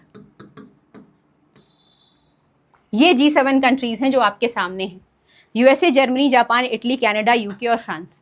अब बताइए इनमें से कौन सा G7 का सदस्य नहीं? तो बिल्कुल सही, हमारा भारत नहीं है। अतिथि के तौर पे भारत अभी कनाडा में जब गए थे हमारे मोदी जी, काफ़ी चर्चा में विषय रहा था, तो वो एज अ गेस्ट गए थे, अतिथि के तौर पे गए थे। क्लियर? तो ये G7 कंट्रीज़ हैं, इनके नाम याद रखिएगा, बहुत ज़्यादा इंपॉर्टेंट है। विश्व की जितनी विकसित अर्थव्यवस्थाएं हैं उनका एक समूह है ये। गगनयान मिशन के लिए इसरो द्वारा विकसित महिला मानव रोबोट का क्या नाम है? देखिए, गगनयान मिशन लॉन्च होने वाला है, आप सबको पता है, जिसके तहत भारत अंतरिक्ष में मानव को भेजने वाला है, और मानव का पहला अंतरिक्ष मिशन होने वाला है ये। तो इसरो द्वारा एक रोबोट बनाया गया है, उसका नाम क्या है? रोबोट बनाने का मतलब ये है कि हम किसी मानव को भेजने से पहले इस रोबोट को हम भेजेंगे अंतरिक्ष में, और जब ये रोबोट जाएगा जो ह्यूमन की ही तरह होगा, तो जो भी उसको दिक्कतें हम यहाँ से फेस करेंगे कि अगर हम किसी मानव को भेजेंगे तो क्या दिक्कतें वहाँ पे फेस हो सकती हैं, तो इस रोबोट के माध्यम से हम वो कमी भी दूर करने का प्रयास करेंगे। तो इस वजह से एक रोबोट बनाया गया है व्योममित्र, और ये क्या है? ये महिला रोबोट, ये महिला रोबोट है और आधी ह्यूमन है, ये अर्ध ह्यूमन है, ये आधी ह्यूमन। तो याद रखिएगा कि गगनयान मिशन के लिए एक जो रोबोट बनाया गया है कि किसी मनुष्य को भेजने से पहले हम एक रोबोट को भेजेंगे, उस रोबोट का क्या नाम है? व्योममित्र नाम है। वो क्या है? महिला रोबोट है और अर्ध ह्यूमन है, ये आधी मानव के फॉर्म में है। क्लियर? तो कौन सा इसरो द्वारा विकसित किया गया है रोबोट? व्योममित्र। याद रखिएगा, ये सवाल बहुत ज़्यादा इंपॉर्टेंट है, क्योंकि अभी जितने स्पेस मिशन चल रहे हैं बहुत ज़्यादा इंपॉर्टेंट हो जाते हैं। जैसे चंद्रयान 3 है, तो चंद्रयान 3 कब लॉन्च हुआ, बताइए? ये सारे आपके लिए इंपॉर्टेंट हैं। चंद्रयान 3 लॉन्च हुआ था 14 जुलाई 2023 में लॉन्च हुआ था ना। कब हुआ था चंद्रयान 3 लॉन्च? 14 जुलाई 2023 में, और अगस्त में ये पहुंचा था। चंद्रयान 2 कब लॉन्च हुआ था? चंद्रयान 2 लॉन्च हुआ था जुलाई 2019 में। एक्सियोम मिशन कब लॉन्च हुआ? अभी 25 जून 2025 को, जिसमें शुभांशु शुक्ला भी गए थे as a pilot. Axiom mission था जिसे एक्सियोम स्पेस नामक एक प्राइवेट कंपनी थी उसने भेजा था। स्पेस एक्स ने उसमें अपना रॉकेट दिया था। स्पेस एक्स किसका है? एलन मस्क का है। क्लियर? और हंगरी और पोलैंड के और जो एस्ट्रोनॉट थे वो भी गए थे इंडिया शुभांशु शुक्ला के साथ। नासा के भी एक थे, टोटल 4 लोग गए थे। तो चंद्रयान 3 कब लॉन्च हुआ था? तो डेट इंपॉर्टेंट हो जाती है। चंद्रयान 3 लॉन्च हुआ था 14 जुलाई 2023 को, अगस्त में अपनी कक्षा में पहुंचा था। और चंद्रयान 2 कब लॉन्च हुआ था? जुलाई 2019 में। तो याद रखिएगा। और मानव रोबोट कौन सा है? मानव रोबोट है व्योममित्र, जो गगनयान के लिए जाने वाला है। चलिए, ये भी सवाल पूछ सकता है कि गगनयान मिशन के लिए शुभांशु शुक्ला का कौन सा मिशन महत्वपूर्ण होगा? तो एक्सियोम 4 जो अभी हुआ है। जिंजी किला किस राज्य में है? मैंने क्या बताया था कि यूनेस्को ने मराठा परिदृश्य के 12 किले घोषित किए हैं वर्ल्ड हेरिटेज साइट, जिसमें से 11 किले कहाँ हैं? महाराष्ट्र में। और एक इकलौता किला कहाँ है? दक्षिण भारत में, तमिलनाडु के विल्लुपुरम में। और उस किले का नाम क्या है? विल्लुपुरम। और उस किले का नाम मैंने बताया था, क्या नाम है उसका? जिंजी किला। जिंजी किला अब यूनेस्को साइट है तो महत्वपूर्ण हो जाती है। तो किस स्टेट में है जिंजी किला? तमिलनाडु में, विल्लुपुरम में। और यूनेस्को साइट है तो महत्वपूर्ण है। अभी कुछ ही दिन पहले इसकी घोषणा हुई है। ठीक है, तो जिंजी किला कहाँ है? तमिलनाडु में है। किससे रिलेट करता है? मराठाओं से रिलेट करता है। भारत के 26वें मुख्य चुनाव आयुक्त, चीफ इलेक्शन कमिश्नर की नियुक्ति हुई है। पूछा है कब हुई? जनवरी 2025, फरवरी 2025, मार्च 2025 या अप्रैल 2025। तो भारत के जो 26वें चीफ इलेक्शन कमिश्नर यानी कि मुख्य चुनाव आयुक्त बनाए गए हैं वो कौन है? ज्ञानेश कुमार जी। तो सबसे पहले तो ये नाम महत्वपूर्ण हो जाता है कि कौन बनाए गए हैं? ज्ञानेश कुमार जी बनाए गए हैं। दूसरा क्रम महत्वपूर्ण हो जाता है। किस क्रम के हैं? 26वें क्रम के हैं। तीसरा आर्टिकल महत्वपूर्ण हो जाता है कि किस आर्टिकल में है, तो आर्टिकल 324 में भारत के चुनाव आयोग का वर्णन किया गया है। कब हुई थी इनकी नियुक्ति? इनकी नियुक्ति हुई थी 19 फरवरी 2025 को। क्लियर? तो भारत के 26वें मुख्य चुनाव आयुक्त कौन है? ज्ञानेश कुमार जी हैं। भारत का चुनाव आयोग किस आर्टिकल में है? आर्टिकल 324 में है। और कब हुई इनकी नियुक्ति? फरवरी 2025 में हुई। ठीक है, चलिए आगे बढ़ते हैं। भारत किस क्रम का देश बना है जो अंतरिक्ष में डॉकिंग सफलतापूर्वक कर पाया है? क्या कर पाया है? डॉकिंग। और किस क्रम का बना है? डॉकिंग क्या होती है? किन्हीं भी दो चीजों को जोड़ने की जो प्रक्रिया होती है वो होती है डॉकिंग। तो चाहे आप धरती पे जोड़िए या अंतरिक्ष पे जोड़िए, डॉकिंग वही है। डॉकिंग का मतलब होता है किन्हीं भी दो चीजों को जोड़ना आपस में। तो इसरो ने क्या किया है कि 2 उपग्रह लॉन्च किए, उन दोनों उपग्रहों को अंतरिक्ष में ले जाके जोड़ दिया आपस में, यही कहला गई डॉकिंग। एक उपग्रह लॉन्च किया, ये दूसरा उपग्रह लॉन्च किया, और इन्हें क्या किया? अंतरिक्ष में जाके एक दूसरे से मिला दिया। तो ये प्रक्रिया क्या कहला गई? ये प्रक्रिया कहला गई डॉकिंग। दोनों उपग्रहों को जोड़ दिया तो डॉकिंग हो गई। तो डॉकिंग करने वाला कौन सा देश बन गया है? भारत। भारत बन गया है किस क्रम का? चौथे क्रम का देश बन गया है। क्यों? क्योंकि 3 देश कौन थे जो पहले से डॉकिंग कर चुके हैं स्पेस में? पहला यूएसए कर चुका है, दूसरा रशिया कर चुका है, ऑब्वियस सी बात है, और तीसरा कौन सा है? चाइना। ये 3 देश पहले से अंतरिक्ष में डॉकिंग कर चुके हैं।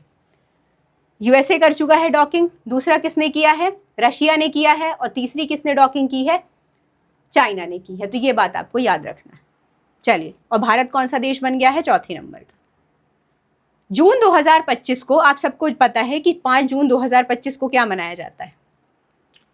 5 जून को हर साल मनाया जाता है विश्व पर्यावरण दिवस।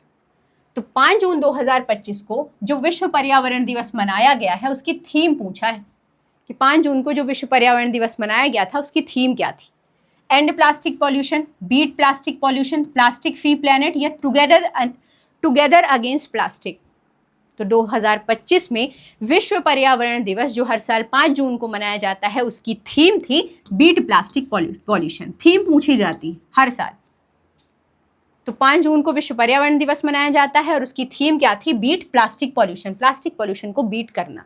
तो याद रखिएगा, ये थीम बहुत ज़्यादा पूछी जाती हैं, और ये तो विश्व पर्यावरण दिवस है तो पूछी ही जानी है कि क्या थीम थी? Beat plastic pollution.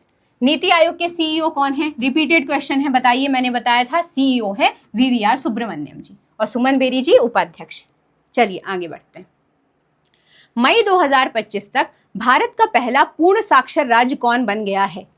मई 2025 में भारत का पहला पूर्ण साक्षर राज्य बना है। इंपॉर्टेंट सवाल है। गोवा, त्रिपुरा, मिजोरम, केरल। भारत का पूर्ण साक्षर राज्य कौन बन चुका है 2025 में? बताइए। ये मत कह दीजिएगा केरल। 2011 की जनगणना मैंने भी पढ़ी है, उसमें ये था कि भारत का सबसे ज्यादा साक्षर राज्य कौन सा है। तो भाई केरल सबसे ज्यादा था, ना कि पूर्ण था। मैं इसीलिए यहाँ पे आपको डाउट क्लियर कर रही हूँ, क्योंकि ज्यादा मत लगा के चले आइएगा। आपको लगा अरे हमने तो पढ़ा है 2011 की जनगणना में केरल का साक्षरता दर सबसे ज्यादा पढ़ा है। आपने पूर्ण साक्षरता नहीं पढ़ी है केरल की, और यहाँ पे पूछा है पूर्ण। ये वर्ड महत्वपूर्ण है।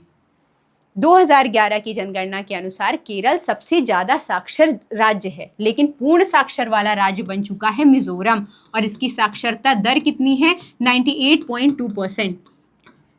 98.2% क्या है? साक्षरता दर है। तो ये आपके लिए इंपॉर्टेंट हो जाता है, अत्यंत महत्वपूर्ण, क्योंकि लोग कंफ्यूज करेंगे। लोग केरल लगा के चले आएंगे, वो एग्जाम से बाहर हो जाएंगे, और आप मिजोरम लगा के आएंगे और आप यहाँ पे फिजिकल दे रहे होंगे। तो बस इसीलिए ध्यान रखिएगा कि जो 2011 की जनगणना है उसके अनुसार जो केरल है वो भारत का सबसे ज्यादा शिक्षित राज्य है, लेकिन सवाल पूर्ण साक्षर राज्य का पूछा है। तो पूर्ण साक्षर राज्य अब बन चुका है मिजोरम, और मिजोरम की साक्षरता दर कितनी है? तो 98.2%। क्लियर? चलिए आगे बढ़ते हैं। 2025 में किस राज्य की मिर्च को जीआई टैग प्रदान किया गया है जिसका जो रंग है वो टमाटर जैसा लाल बताया गया है? कौन सी मिर्च है जिसको जीआई टैग प्रदान किया गया है जिसका जो रंग है वो टमाटर जैसा लाल है? आंध्र प्रदेश की है, तेलंगाना की है, गुजरात की है, तमिलनाडु की? तो तेलंगाना की है वारंगल चिली, और ये कैसी दिखती है? आपने वो मोटी वाली चिली देखी होगी ना, मतलब हल्की सी मोटी होती है और वो बहुत ज़्यादा रेडिश कलर की होती है, तो उसी को दिया गया है। तेलंगाना की है वो, और वारंगल मिर्ची के नाम से जानी जाती है। तेलंगाना की इस मिर्ची को इस बार जीआई टैग प्रदान किया गया है, जिसका रंग कैसा है? टमाटर जैसा लाल। तो ये याद रखिएगा कि कहाँ की मिर्ची को जीआई टैग प्रदान किया गया है, तो वारंगल की चपाता मिर्ची, ये चपाता मिर्ची, इसको मिला है जीआई टैग। कहाँ की, किस स्टेट की है? तेलंगाना की। क्लियर? जिसका रंग कैसा है? टमाटर जैसा है। तो ऐसी कहाँ, कौन सी मिर्ची है जिसका रंग टमाटर जैसा है? वारंगल चपाता मिर्ची है। किस स्टेट की है जिसे जीआई टैग मिला? तेलंगाना की है। नाम क्या है? वारंगल चपाता मिर्ची। चलिए, एक्सियोम 4 मिशन में भारत का पहला अंतरिक्ष यात्री कौन है जिन्होंने इंटरनेशनल स्पेस स्टेशन का दौरा किया है? पहली बात तो एक्सियोम 4 देख के इसने सरल कर दिया हमें।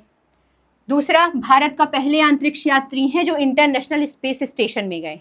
यहाँ दो चीज़ें याद रखिएगा, कंफ्यूज करने वाली हैं, इसलिए मेंशन कर रही हूँ। इंटरनेशनल स्पेस स्टेशन में जाने वाले पहले भारतीय हैं शुभांशु शुक्ला, जो कहाँ गए हैं?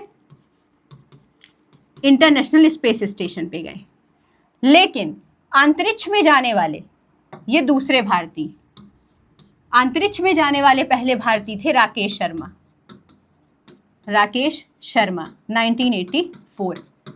तो यहाँ पे लोग कंफ्यूज होंगे, इस वजह से मैंने ये चीज़ कंफर्म कर दी आपको कि इंटरनेशनल स्पेस स्टेशन में जाने वाले पहले भारतीय कौन है? इंटरनेशनल स्पेस स्टेशन में जाने वाले पहले भारतीय हैं शुभांशु शुक्ला, और अंतरिक्ष में जाने वाले ये दूसरे भारतीय। अंतरिक्ष में जाने वाले पहले भारतीय कौन थे? राकेश शर्मा 1984 में गए थे।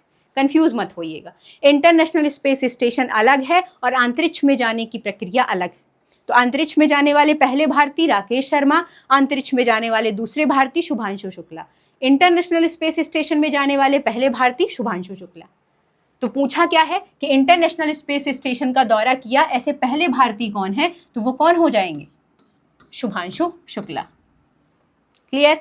और राकेश शर्मा पहले अंतरिक्ष यात्री हैं भारत के, 1984 में गए थे।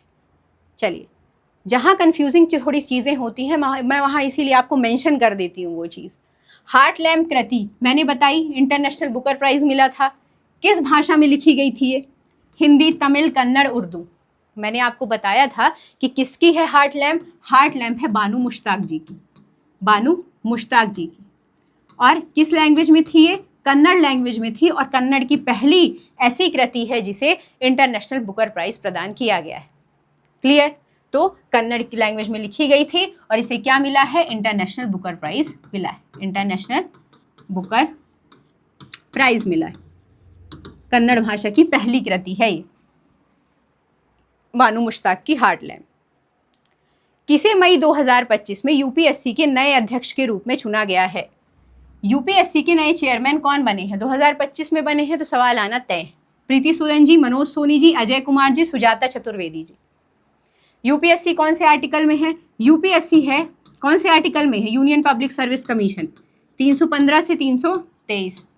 यूपीएससी कौन से भाग में है संविधान के? तो ये संविधान के भाग में है 14, क्योंकि संविधान में केंद्र और राज्यों के अधीन सेवाएं किस भाग में है? संविधान के भाग 14 में। और कौन से आर्टिकल में है यूपीएससी? 315 से लेकर 323 में। कौन बने हैं नए अध्यक्ष? तो अजय कुमार जी बनाए गए हैं 2025 में।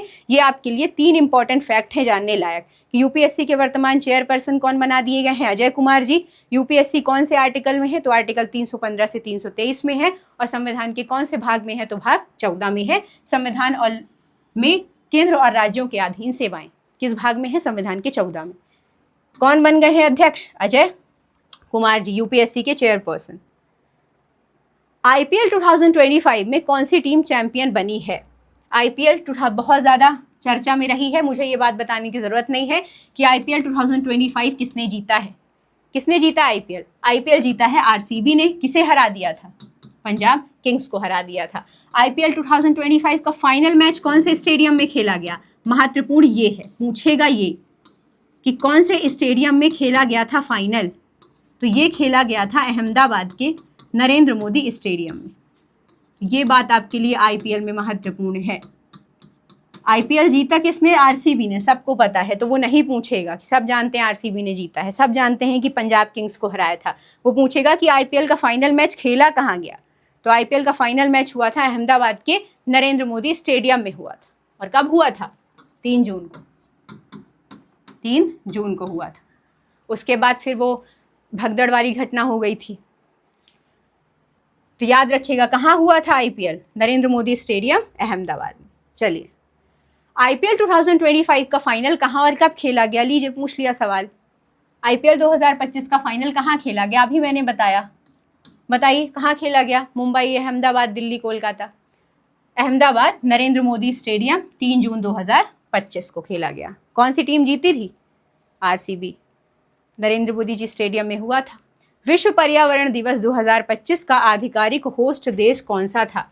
विश्व पर्यावरण दिवस कब मनाया जाता है? विश्व पर्यावरण दिवस मनाया जाता है 5 जून को हर साल। थीम क्या थी? अभी जस्ट मैंने बताया है, थीम क्या थी विश्व पर्यावरण दिवस की? बीट, क्या थी? बीट प्लास्टिक पॉल्यूशन, ये थीम थी, बीट प्लास्टिक पॉल्यूशन। इसको होस्ट किसने किया है बताइए? विश्व पर्यावरण दिवस 2025 को होस्ट किसने किया है इस बार?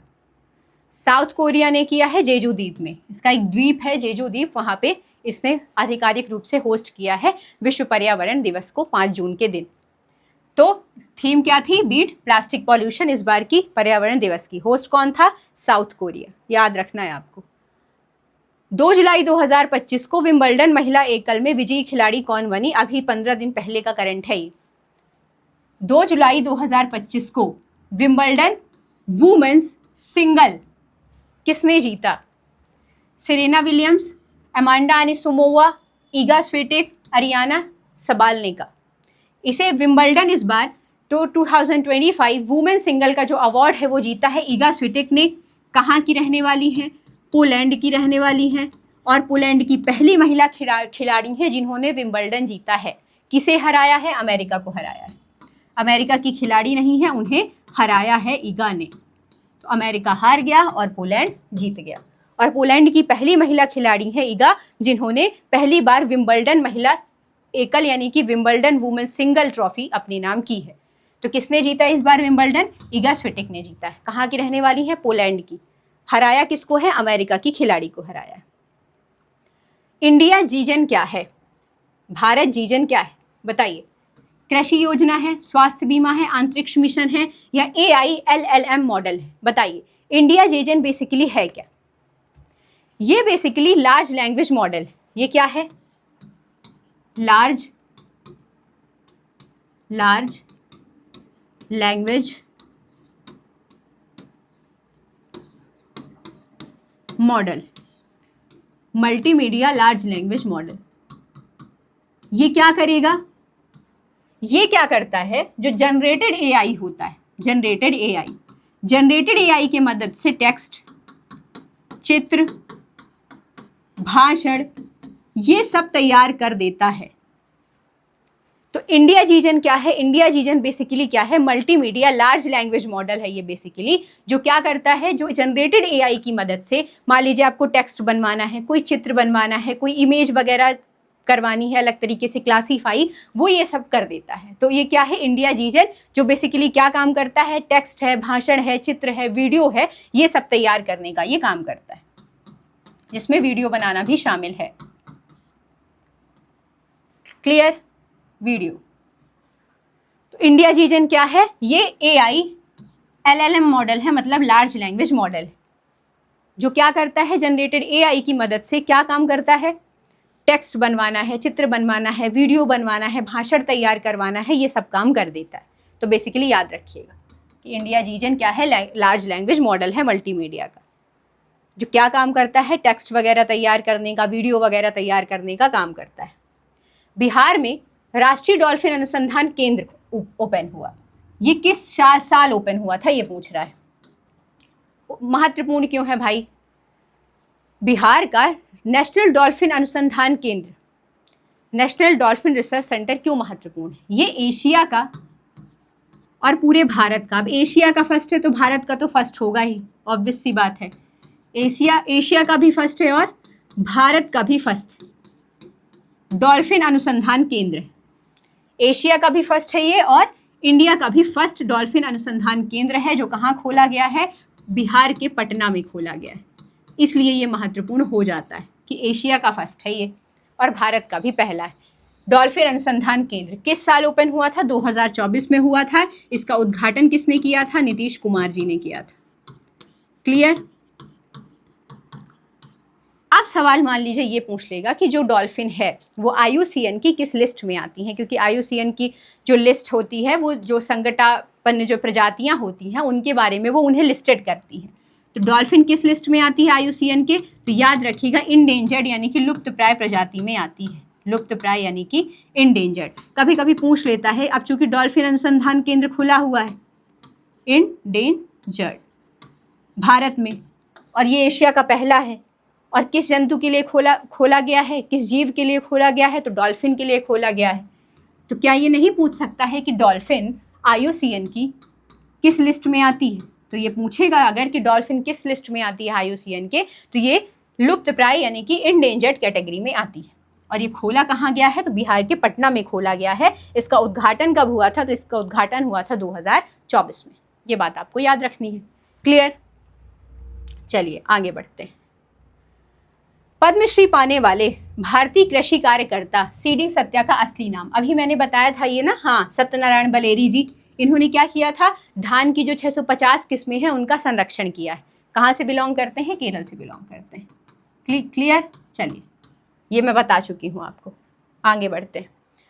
पद्मश्री पद जितने अवार्ड्स हैं वो बहुत ज़्यादा इंपॉर्टेंट हैं आपके लिए। ऑपरेशन अभ्यास किस मंत्रालय द्वारा आयोजित किया गया था? ये मत सोचिएगा कि ऑपरेशन अभ्यास नाम है तो ये किन्हीं दो देशों के बीच होने वाली मिलिट्री एक्सरसाइज है। ये कंफ्यूजिंग क्वेश्चन है, इसलिए एग्जामिनर पूछेगा आपसे। ऑपरेशन अभ्यास, आप सबको पता है पहलगाम हमला हुआ था, उसके बाद भारत और पाकिस्तान के बीच तनावपूर्ण स्थितियां निर्मित हो गई थी और उन स्थितियों के कारण 7 मई 2025 को क्या हुआ था? पूरे भारत में मॉक ड्रिल करवाई गई थी। मॉक ड्रिल क्यों करवाई गई थी? मॉक ड्रिल बेसिकली इसलिए करवाई गई थी कि किसी भी तरह की विपरीत परिस्थितियां होती हैं, आतंकवादी घटनाएं होती हैं या पड़ोसी देश द्वारा मिसाइलें वगैरह दागी जाती हैं, तो उसके लिए जो हमारे भारतीय हैं उनको पहले से तैयार रखा जा सके, ट्रेनिंग दी जा सके उसके लिए। उसी कारण पूरे देश में ब्लैकआउट वगैरह करवाया गया था, ब्लैकआउट का माहौल तैयार करवाया गया था। तो इस वजह से ये डेट याद रखिएगा, 7 मई 2025, इस दिन क्या करवाई गई थी? मॉक ड्रिल, और उसी को नाम दिया गया था ऑपरेशन अभ्यास। और ये किस मंत्रालय ने करवाया था? तो ये करवाया गया था गृह मंत्रालय द्वारा। क्लियर? चार्ज में तो लगा है ना लैपटॉप? ओके। तो ऑपरेशन अभ्यास किस मंत्रालय द्वारा करवाया गया? ऑपरेशन अभ्यास करवाया गया था गृह मंत्रालय द्वारा, याद रखिएगा। और कब हुई थी मॉक ड्रिल? 7 मई 2025 को। ये सवाल भी पूछ सकता है कि ऑपरेशन अभ्यास क्या है, तो याद रखिएगा ये एक मॉक ड्रिल की प्रक्रिया थी जिसमें पूरे भारतवासियों को तैयार करना था किसी भी तरह की विपरीत परिस्थितियों से लड़ने के लिए। फारूक अहमद मीर को किस क्षेत्र में पद्मश्री से सम्मानित किया गया है? फारूक अहमद मीर को किस क्षेत्र में मिला है पद्मश्री? तो देखिए, फारूक अहमद मीर जो है वो बेसिकली बिलोंग करते हैं जम्मू कश्मीर के श्रीनगर से। जम्मू कश्मीर के श्रीनगर से बिलोंग करते हैं और श्रीनगर में ये क्या काम करते हैं? शॉल बनाने का काम करते हैं। उस शॉल की इंपॉर्टेंस क्या है? देखिए, शॉल तो सब बनाते हैं, लेकिन इन्हें पद्मश्री क्यों मिला है? क्योंकि ये अपने शॉल में क्या करते हैं? एक कढ़ाई होती है ना, वो करते हैं। उसमें वो Hindi language, Sanskrit language, Urdu language, इन सबको एक साथ वो करते हैं। तो सोचिए कोई शॉल है जिसमें आप देख पा रहे हैं कि जो भारत का हमारा कल्चर है कि हिंदू, मुस्लिम, सिख, ईसाई सब एक साथ रह रहे हैं। तो उस शॉल में उनके द्वारा हिंदी में भी बुनाई की जाती है, संस्कृत में की जाती है, उर्दू लैंग्वेज में की जाती है। तो ये बहुत यूनिक चीज़ है। तो इस वजह से उनकी ये जो पारंपरिक शॉल बुनाई के लिए उन्हें इस साल पद्मश्री दिया गया है। किसे? फारूक अहमद मीर। और ये किस किस लैंग्वेज में बुनाई करते हैं? तो ये हिंदी लैंग्वेज में, हिंदी की भाषा में, उर्दू में, संस्कृत में, ये सभी लैंग्वेज में एक साथ शॉल में बुनाई करते हैं। तो इस वजह से ये बहुत यूनिक चीज़ है। इस वजह से इन्हें 2025 में पद्मश्री से सम्मानित किया गया है। और फारूक अहमद मीर किससे संबंधित है? पारंपरिक शॉल बुनाई से, और जम्मू कश्मीर से ये रिलेट करते हैं, श्रीनगर से, याद रखिएगा। पद्मश्री मिला है इसलिए महत्वपूर्ण हो जाते हैं। तो फारूक अहमद मीर किस चीज़ से रिलेट करते हैं? पारंपरिक शॉल बुनाई से। गगनयान मिशन क्या है? तो गगनयान मिशन बताइए। भारत का पहला चंद्र मिशन है, अंतर्ग्रही मिशन है, पहला मानव अंतरिक्ष उड़ान मिशन है, या भारत का मंगल मिशन है? तो गगनयान मिशन एक ऐसा मिशन है कि इसरो द्वारा इस मिशन के माध्यम से अब अंतरिक्ष में मानव को भेजे जाने की तैयारी, और इसी के लिए एक अभी मैंने बताया क्या तैयार किया गया है, रोबोट व्योम मित्र, कि किसी मानव को भेजने से पहले इस रोबोट को भेजा जाएगा अंतरिक्ष में चेकिंग करने के लिए। क्लियर? तो गगनयान क्या है? भारत का पहला मानव अंतरिक्ष मिशन है। और किस रोबोट को बनाया गया है इस मिशन के लिए? तो व्योम मित्र को बनाया गया है।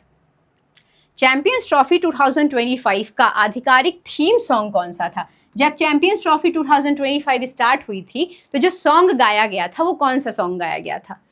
भारत ने 3 बार जीती आईसीसी चैंपियंस ट्रॉफी, तो इस वजह से ये सवाल महत्वपूर्ण है। जीतो खेल की बाजी, जीतो बाजी खेल की, गेम ऑन, क्रिकेट का जुनून, चैंपियंस एंथम। बताइए कौन सा सॉन्ग था जो चैंपियंस ट्रॉफी 2025 का आधिकारिक थीम सॉन्ग था? तो वो था जीतो बाजी खेल की, किसके द्वारा? आतिफ असलम के द्वारा गाया गया था। इस वीडियो को देखने के बाद जाना होगा तो सॉन्ग सुन लीजिएगा, और जिन्हें पढ़ाई करनी है तो वो जाके इंडेक्सेस वाली वीडियो देख लीजिएगा, उसमें सारी इंडेक्सेस हैं 2025 की।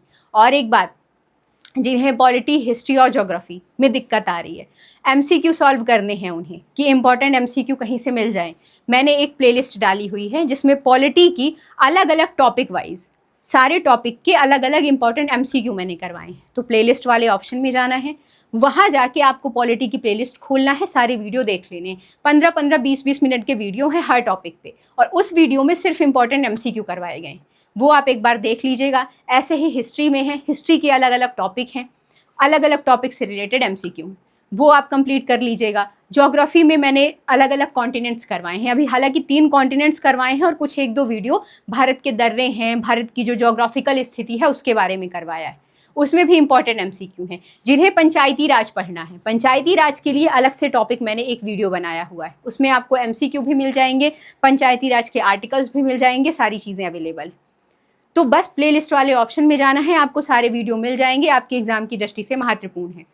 और अगर सीख लेनी है तो बिहार पुलिस वाले बच्चों से ले लीजिए, जिन्होंने विश्वास किया कि यहाँ से क्वेश्चंस आएंगे, और वो जब एग्जाम देने गए तो उन्हें क्वेश्चंस मिले। तो हर चीज़ यही है कि अगर आपको कंटेंट अवेलेबल कराया जाए तो क्वालिटी कंटेंट दिया जाए, क्योंकि आप जानते हैं कि आज सोशल मीडिया के ज़माने में ना तो कंटेंट की कमी है, ना तो बहुत ज़्यादा कचरा जो प्रोवाइड करवाया जा रहा है स्टडी में।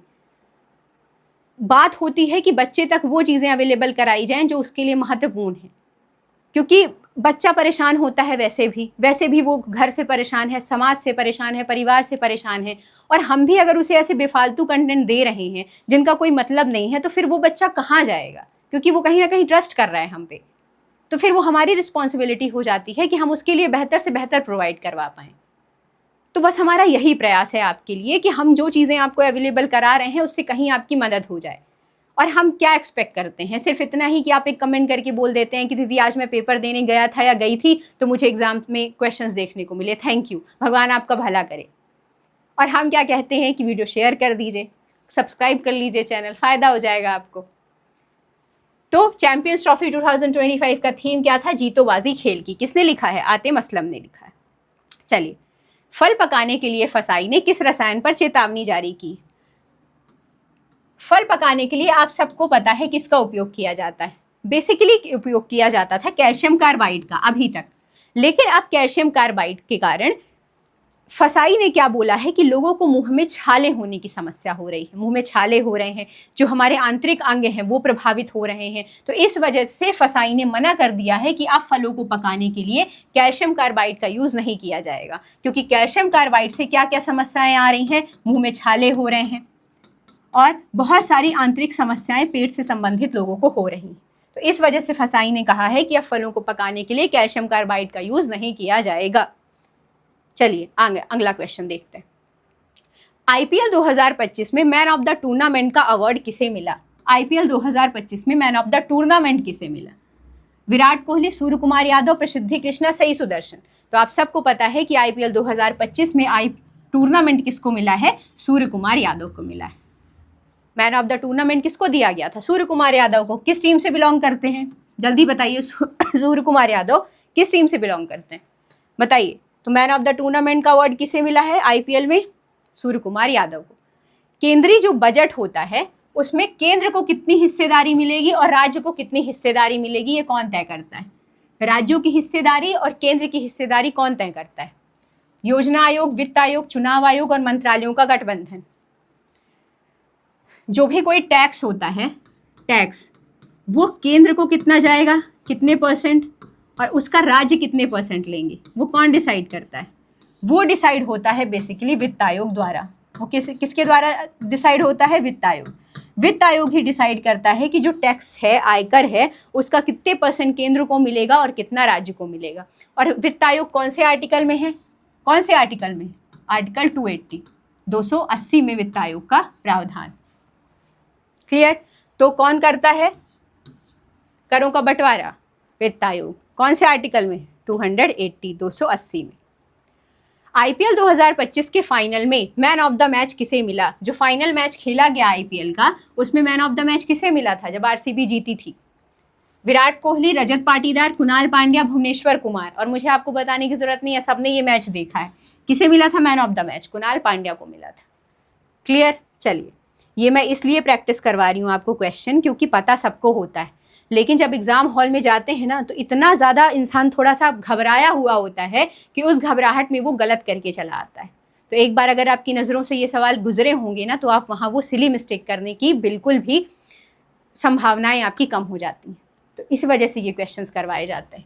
पीएम मोदी को जुलाई 2025 में ब्राज़ील का सम्मान मिला, grand collar of the nation award of the southern cross. और ये कब मिला था, तिथि पूछी गई है, लेकिन आपके लिए ये पूरा सवाल ही इंपॉर्टेंट हो जाता है। पूछ लेगा कि जुलाई 2025 में ब्राज़ील का कौन सा सम्मान है जो हमारे प्रधानमंत्री जी को दिया गया। कौन सा सम्मान मिला? नाम याद रखिएगा, grand collar of the national award of the southern cross. तो ये सदर्न क्रॉस कहाँ से मिला है? तो सदर्न क्रॉस मिला है आपको, ये सदर्न क्रॉस याद रखिएगा। सदर्न क्रॉस कहाँ से मिला है? ब्राज़ील से मिला है, और अभी ही मिला है कुछ दिन पहले, 8 जुलाई 2025 को। और ये जो अवार्ड्स मिलते रहते हैं, जो भी करंट अपडेट्स आती रहती है, उससे मैं आपको अपडेट करवाई देती हूँ इंस्टाग्राम पे, मैंने यूट्यूब पे भी मैं शॉर्ट्स डाल देती हूँ उसके, तो अपडेट रहा करिए।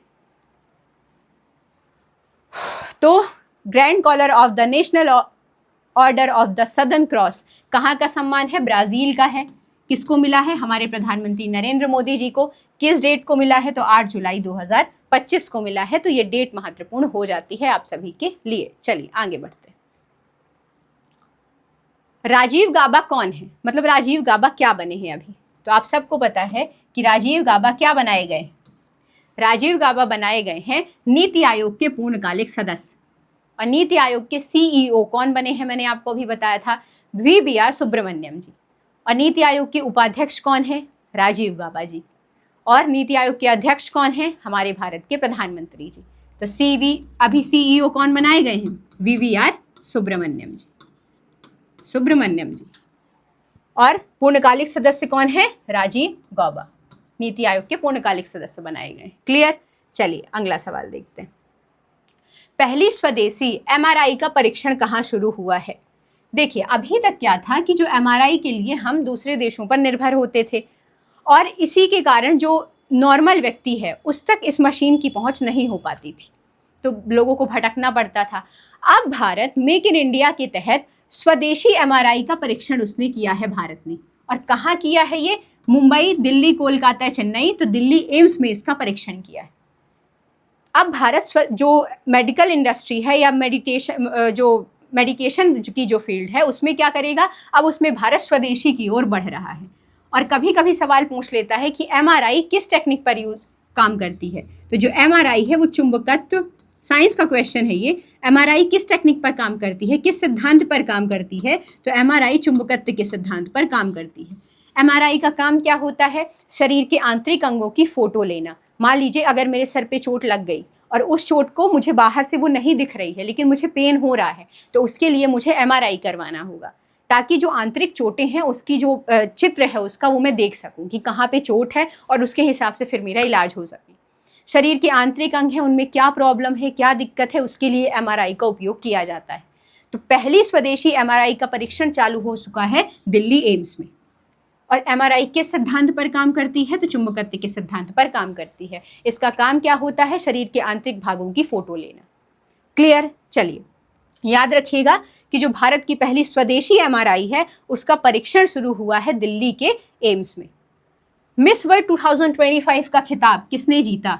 हसेट ने, क्रिस्टीना पिसुचकोवा ने, सुचिता चियांगस्करी ने, नंदिनी गुप्ता ने। आप सबको पता है कि 2024 में मिस वर्ल्ड किसने जीता था? क्रिस्टीना पिसुचकोवा ने। 2024 में किसने जीता था? क्रिस्टीना पिसुचकोवा ने। और इस बार जीता है 2025 में। 2025 में मिस वर्ल्ड 2025 जीता है ऊपर सुचाता चुआंगसरी ने। और ये कहाँ की रहने वाली है? ये रहने वाली है थाईलैंड। और ये थाईलैंड की पहली महिला हैं जिन्होंने मिस वर्ल्ड का खिताब जीता है। और एक चीज महत्वपूर्ण आपके लिए क्या हो जाती है कि इस बार मिस वर्ल्ड 2025 को होस्ट किसने किया है? मिस वर्ल्ड 2025 कहाँ हुआ है? किस देश में हुआ है? तो मिस वर्ल्ड 2025 इस बार हुआ है भारत में। इस बार कहाँ हुआ है? मिस वर्ल्ड 2025 भारत में हुआ है। तो ये आपके लिए जानना और भी महत्वपूर्ण हो जाता है। और किस क्रम का था ये? 72वें क्रम का मिस वर्ल्ड का आयोजन था। तो ये 3 चीजें हो जाती हैं। भारत में कहाँ हुआ है? ये हैदराबाद में। तो इस बार मिस वर्ल्ड 2025 किसने जीता? ऊपर सुचिता चौंगसरी ने जीता। कहाँ की रहने वाली है? थाईलैंड की है। थाईलैंड की पहली महिला है जिन्होंने मिस वर्ल्ड जीता है। 2024 में किसने जीता था? क्रिस्टीना पिसुचकोवा ने। हमारे लिए क्यों इंपॉर्टेंट हो जाता है? क्योंकि मिस वर्ल्ड 2025 का आयोजन इस बार हुआ है भारत में, इंडिया में। और इंडिया में कहाँ हुआ है? हैदराबाद में हुआ है। इसलिए ये महत्वपूर्ण हो जाता है। और किस क्रम का था ये? तो 72वें क्रम का था। याद रखिएगा 72वें क्रम का ये आयोजन था मिस वर्ल्ड का। तो ये चीजें आपके लिए इतने फैक्ट महत्वपूर्ण हो जाते हैं। चलिए, भारत मंगोलिया सैन्य अभ्यास का क्या नाम है? भारत और मंगोलिया के बीच होने वाले सैन्य अभ्यास का क्या नाम है? Desert eagle, Nordic elephant, mountain tiger या स्टेप वॉरियर? तो भारत और मंगोलिया के बीच होने वाले सैन्य अभ्यास का नाम है नॉर्डिक एलिफेंट। अभी हाल ही में ये हुआ है ना, तो इस वजह से ये सवाल आया। अभी 2025 में ये हुआ है। तो भारत और मंगोलिया के बीच कौन सा सैन्य अभ्यास हुआ है? तो नॉर्डिक एलिफेंट हुआ है। ये बात याद रखिएगा। जो भी करंट होते हैं ना मिलिट्री एक्सरसाइज, उनसे रिलेटेड क्वेश्चन पूछ लेता है। India civil defence mock drill का कोड क्या था? अभी ये सवाल मैंने कराया था कि मॉक ड्रिल किस दिन को हुई थी। डेट बताया था 7 मई 2025 को हुई थी, जब पूरे देश में ब्लैकआउट जैसी स्थितियां निर्मित की गई थी। क्या नाम था? ऑपरेशन अभ्यास योग सहायता शक्ति। बिल्कुल सही। क्या नाम था? ऑपरेशन अभ्यास। पहलगाम हमले के बाद जैसी स्थितियां निर्मित हुई थी उससे लड़ने के लिए क्या हुआ था? ऑपरेशन अभ्यास चलाया गया था। स्वच्छ भारत मिशन की शुरुआत कब हुई? स्वच्छ भारत मिशन की शुरुआत हुई थी 2 अक्टूबर 2014 को, महात्मा गांधी जी के जन्मदिन पे। तो ये बात आपको याद रखना है कि स्वच्छ भारत मिशन की शुरुआत कब हुई थी। तो स्वच्छ भारत मिशन की शुरुआत हुई थी 2 अक्टूबर 2014 को। 2 अक्टूबर 2014। 12, 14, 15, 16। तो 2014। कुछ मिशन है जैसे कि मेक इन इंडिया, स्वच्छ भारत मिशन। तो ये सारी चीज़ें कभी कभी पूछ लेता है कि इनकी शुरुआत कब हुई थी। तो याद रखिएगा 2014 में, 2 अक्टूबर 2014 में स्वच्छ भारत मिशन की स्थापना हुई थी। स्किल इंडिया मिशन पूछता है ना कि इनकी शुरुआत कब हुई, तो इसी वजह से स्वच्छ भारत मिशन इंपॉर्टेंट है। नीचे में कौन से 2025 में पद्मश्री से सम्मानित हुए हैं? मतलब पद्मश्री से सम्मानित कौन लोग हैं निम्नलिखित में से? आपको ये बताना है। रविचंद्रन अश्विन, रिकी केज, अरिजीत सिंह, उपरोक्त सभी। 2025 में अभी मिला है पद्मश्री। तो बताइए निम्नलिखित में से किसे पद्मश्री मिला है? मैं आपको बता दूं कि ये तीनों को पद्मश्री इस बार मिला है। रविचंद्रन अश्विन किससे रिलेट करते हैं? रविचंद्रन अश्विन क्रिकेट से रिलेट करते हैं। रिकी रेज किससे रिलेट करते हैं? ये संगीतज्ञ हैं, इनको ग्रैमी अवार्ड्स भी मिल चुके हैं, संगीतक हैं, सिंगिंग से बिलोंग करते हैं, संगीतज्ञ हैं। और अरिजीत सिंह, ये भी सिंगर है, इनको ग्रैमी अवार्ड्स भी मिला है, रिकी गेज को। तो ये तीनों हैं जिन्हें 2025 में पद्मश्री अवार्ड से सम्मानित किया गया है। तो ये तीनों नाम आपके लिए महत्वपूर्ण हो जाते हैं। क्लियर? चलिए, तो ये 3 नाम याद रखिएगा, रविचंद्रन अश्विन, रिकी केज और अरिजीत सिंह। इन्हें पद्मश्री इस बार दिया गया है। अगला सवाल, मेजर ध्यानचंद खेल रत्न अवार्ड 2024 में कौन शामिल नहीं है? कौन शामिल नहीं है? मेजर ध्यानचंद खेल रत्न अवार्ड भारत का सर्वोच्च खेल रत्न पुरस्कार माना जाता है। इसका पूर्व में क्या नाम था? इसे पहले जाना जाता था राजीव गांधी खेल रत्न पुरस्कार के नाम से। राजीव गांधी खेल रत्न पुरस्कार के नाम से इसे जाना जाता था, खेल रत्न पुरस्कार से। इसका पूर्व नाम है राजीव गांधी खेल रत्न पुरस्कार। क्या नाम है इसका? इसका पूर्व नाम है। 2024 में ये किसे किसे दिया गया है? तो 2024 में मेजर ध्यानचंद खेल रत्न अवार्ड दिया गया है डी गुकेश को। डी गुकेश को किस लिए दिया गया था? शतरंज के लिए, वर्ल्ड चैंपियन रहे हैं ये, आप सबको पता है। हरमनप्रीत सिंह को दिया गया था हॉकी के लिए। प्रवीण कुमार को दिया गया था पैरा एथलेटिक्स के लिए, एथलेटिक्स के लिए। और क्या पीवी सिंधु को मिला था क्या? बताइए। मेजर ध्यानचंद खेल रत्न अवार्ड पीवी सिंधु को मिला था क्या? नहीं, पीवी सिंधु को नहीं मिला था। ये मिला था मनु भाकर को। मनु भाकर को मिला था ये। और किसके लिए मिला था? शूटिंग के लिए मिला था। तो ये बात आप याद रखिएगा। क्लियर? तो क्या पूछा है? नहीं पूछा है ना, तो राइट आंसर हो जाएगा पीवी सिंधु, कि पीवी सिंधु को नहीं मिला है। तो मेजर ध्यानचंद खेल रत्न अवार्ड किसे मिला है 2024 में? तो 4 लोगों को। डी गुकेश को शतरंज के लिए, हरमनप्रीत सिंह को हॉकी के लिए, मनु भाकर को शूटिंग के लिए और प्रवीण कुमार को पैरा एथलेटिक्स के लिए। क्लियर? याद रखिएगा। पहले इसे किस नाम से जाना जाता था? राजीव गांधी खेल रत्न पुरस्कार के नाम से जाना जाता था। इनकी फील्ड भी याद रखिएगा कि क्या गेम खेलते हैं ये लोग। 2025 में भारत जीजन, वही सेम क्वेश्चन है, इंडिया जीजन के नाम से क्या जाना जाता है? बताइए। अभी मैंने बताया था इंडिया जीजन क्या है? एक AI आधारित मल्टीमीडिया, ये लार्ज लैंग्वेज मॉडल है जो क्या काम करती है? टेक्स्ट बनाने का, इमेज बनाने का, भाषण, वीडियो, ये सब क्रिएट करने का काम करती है। Large language model LLM। तो भारत जीजन क्या है? एक मल्टीमीडिया LLM है। और ये करती क्या है? टेक्स्ट बनाती है, वीडियो बनाती है और गला भराता है भाई बोलते बोलते। तो AI आधारित मल्टीमीडिया मॉडल है और आपके लिए क्या काम करेगी? आपके लिए टेक्स्ट बना देगी, आपके लिए इमेज बना देगी, आपके लिए वीडियो वगैरह बनाने का काम करती है। तो इंडिया जीजन, ये क्वेश्चन हम कर चुके हैं। आगे बढ़ते हैं। केरल के शिक्षक और सामाजिक कार्यकर्ता जिनके दोनों पैर 1994 में काट दिए गए थे, वो राज्यसभा के लिए नामित हुए। देखिए, राज्यसभा के लिए 4 लोग नामित हुए थे। मैंने आपको बताया था, एक वकील थे, डॉक्टर मीनाक्षी जैन इतिहासकार थी, सी सदानंद मास्टर, इनका नाम मैंने बताया था आपको, सी सदानंद मास्टर। ये केरल के क्या थे? टीचर थे और सामाजिक कार्यकर्ता भी हैं। इनके पैर माओवादियों ने, जो मार्क्सवादी थे, इन्होंने काट दिए थे। तो अब बताइए कितना इन्होंने सहा? क्यों? क्योंकि ये जो मार्क्सवादी विचारधारा है उनसे सहमत नहीं थे। तो इस वजह से इनके जो संघर्ष है, इनकी जो सामाजिक जो चेतना है, उसके लिए इन्हें क्या दिया गया है? इस साल पद्मश्री प्रदान किया गया। इन्हें राज्यसभा के लिए नामित किया गया। केरल जिन्हें पद्मश्री मिला है वो केरल के कौन है? जिन्होंने चावल की 650 किस्मों को चुना था। तो सी सदानंद मास्टर, इन्हें क्या किया गया है? राज्यसभा में इन्हें नामित किया गया है। और राज्यसभा में नामित करने का काम कौन करते हैं? हमारे राष्ट्रपति करते हैं। 12 लोगों को अधिकतम वो नामित कर सकते हैं। इस बार कितने लोगों को किया है? 4 लोगों को किया है।